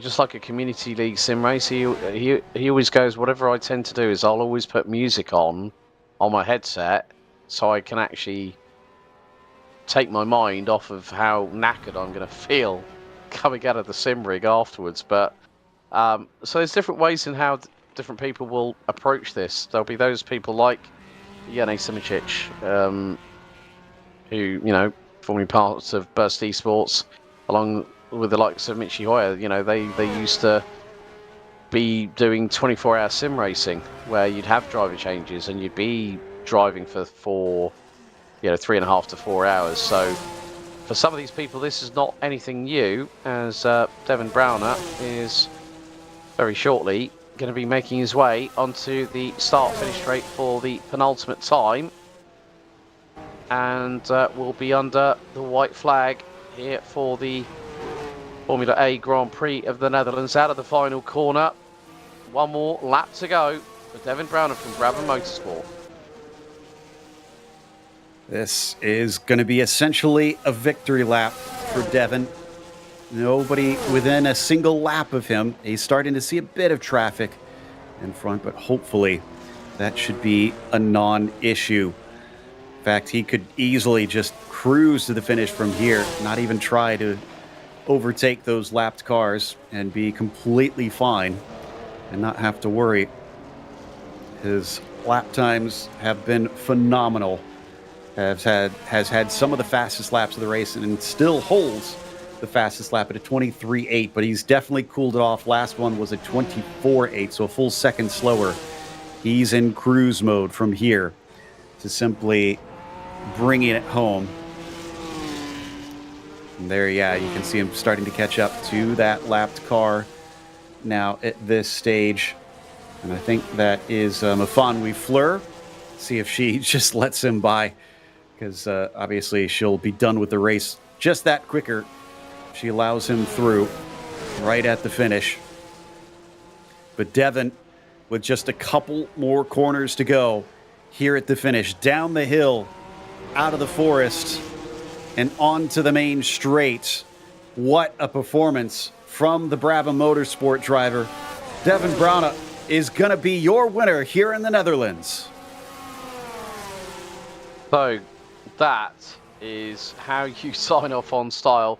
Last lap, okay, his fastest lap of the race, folks, 1:23.820, and it's going to be a 1:25.095 for the man from Germany. So, bearing in mind, Nicholas Kirsten for the Amber Collective Autosport crew is not that far away from taking the checkered flag in his own right. He's done a really good job. He's also had dramas as well. I think pretty much everyone has, apart from if your name's Devin Browner, everyone else has had their own dramas to deal with over the course of this race. But again, Kirsten doing a fantastic job bringing home a silver medal today with that second place. Simičić about 23 seconds back, it's showing. Really cut it down. An impressive effort. Just was not meant to be, but still a podium to cheer about here today, considering at one point the car was off the course and backed into the fence. It's amazing the way he was able to wind up with a top three. And then, of course, Fleur, Mafanwi Fleur, winding up in fourth, just outside the podium. Wright and Celadon already have crossed the start-finish line, so they're done with this one. And love getting to see the drivers cross and celebrate. And as we take a look at the results on this one, definitely was full of some attrition, as you'll see if you're just tuning in. Devin Browner, your winner, a full lap ahead of Nicholas Kirsten, second place. Yane Simičić lining up third. Mafanwi Fleur, P4 with Matt Wright in fifth, and Celadon, your last driver to actually finish the race. Bert Knops, DNF in seventh, not going to get any points. Nico Hillebrand in eighth, Gardner ninth, Danny Foreman in 10th.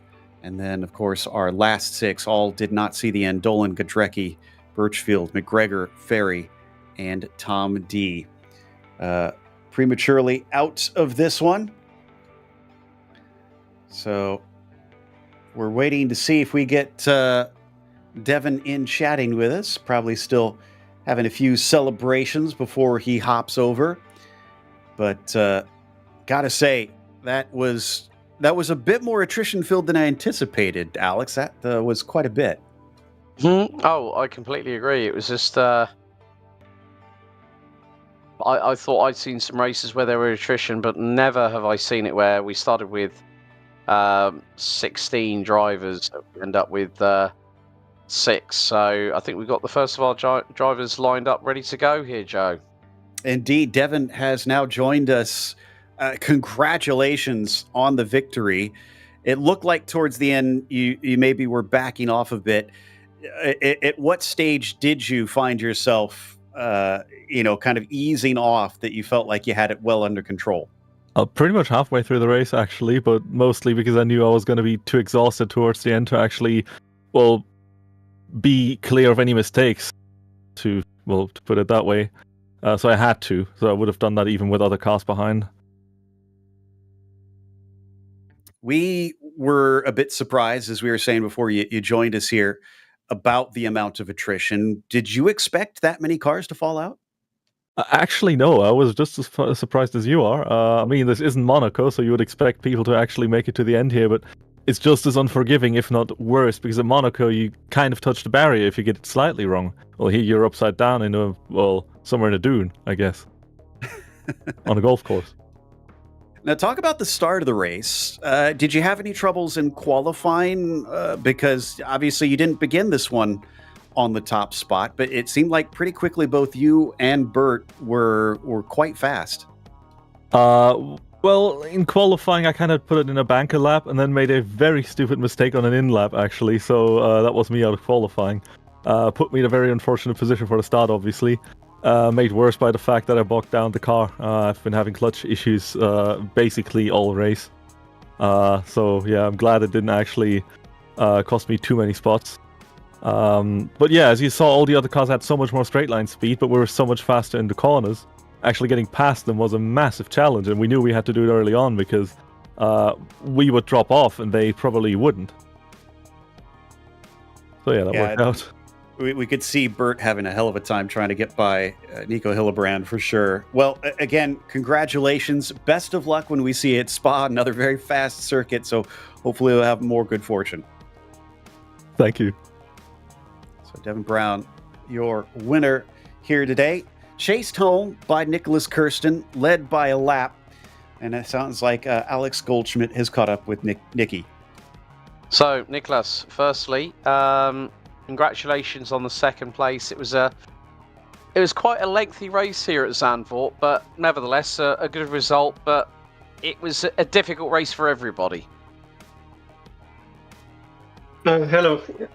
Yes, for sure, a difficult race. I don't understand how I ended up second, to be honest. Because I had a lot of trouble in the beginning to find into a rhythm and lost a lot of places. I think I dropped down to 7th or 8th at one point, and then just everybody in front of me dropped out, and that's why I finished second in the end, I think. Yeah, we did have a big rate of attrition.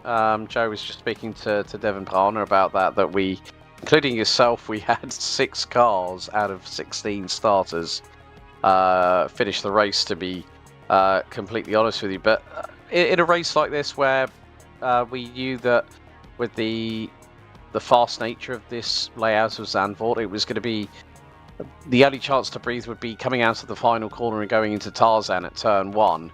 How much on edge were you just trying to keep that car on the black stuff through the corners?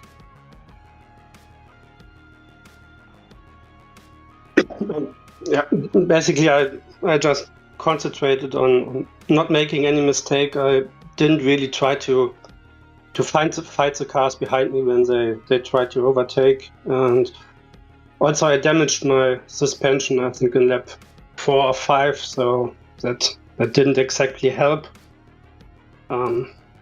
Just counted on attrition, and it worked in the end. Yeah, it's always about getting the car across the line and scoring some really, really good championship points. Of course, another fast track coming up next time around for Spa-Francorchamps. Is that one that you're looking forward to getting your teeth into? Yes, it's one of my favorite tracks, and also my car, the Eagle, should fit this track very well, I think. Yeah, so I'm looking forward to it, and yeah, maybe aiming for another podium. Well, Nicholas, congratulations on finishing second, and well done today. We'll see you next time out at Spa-Francorchamps. Thank you. Bye. So nice to hear from Nicholas Kirsten there, Joe. And well, Formula B provided the aperitif. We got the main course courtesy of the attrition-filled Formula A 90-lap race here at Zandvoort, but still a good one to call. Yeah, absolutely. And kept us on our toes because we thought things were wrapped up, and the next thing we know, there's another driver with an issue out there. So I'd say that Zandvoort is probably going to be one that many drivers will be happy to see the other side of. But as we said, we're heading off to Spa, and that's the old large version of Spa. This is not the modern one where they're only doing all of 4 miles in length. They're going to be going for, I think it's 8 miles in length or something like that. Ridiculously long and very fast. But that is going to be it for this race, of course. And we want to give a big thank you to everybody for tuning in, as well as to our team behind the scenes, Alex and Daniel. But until next time, race clean, race hard. We'll see you on the track.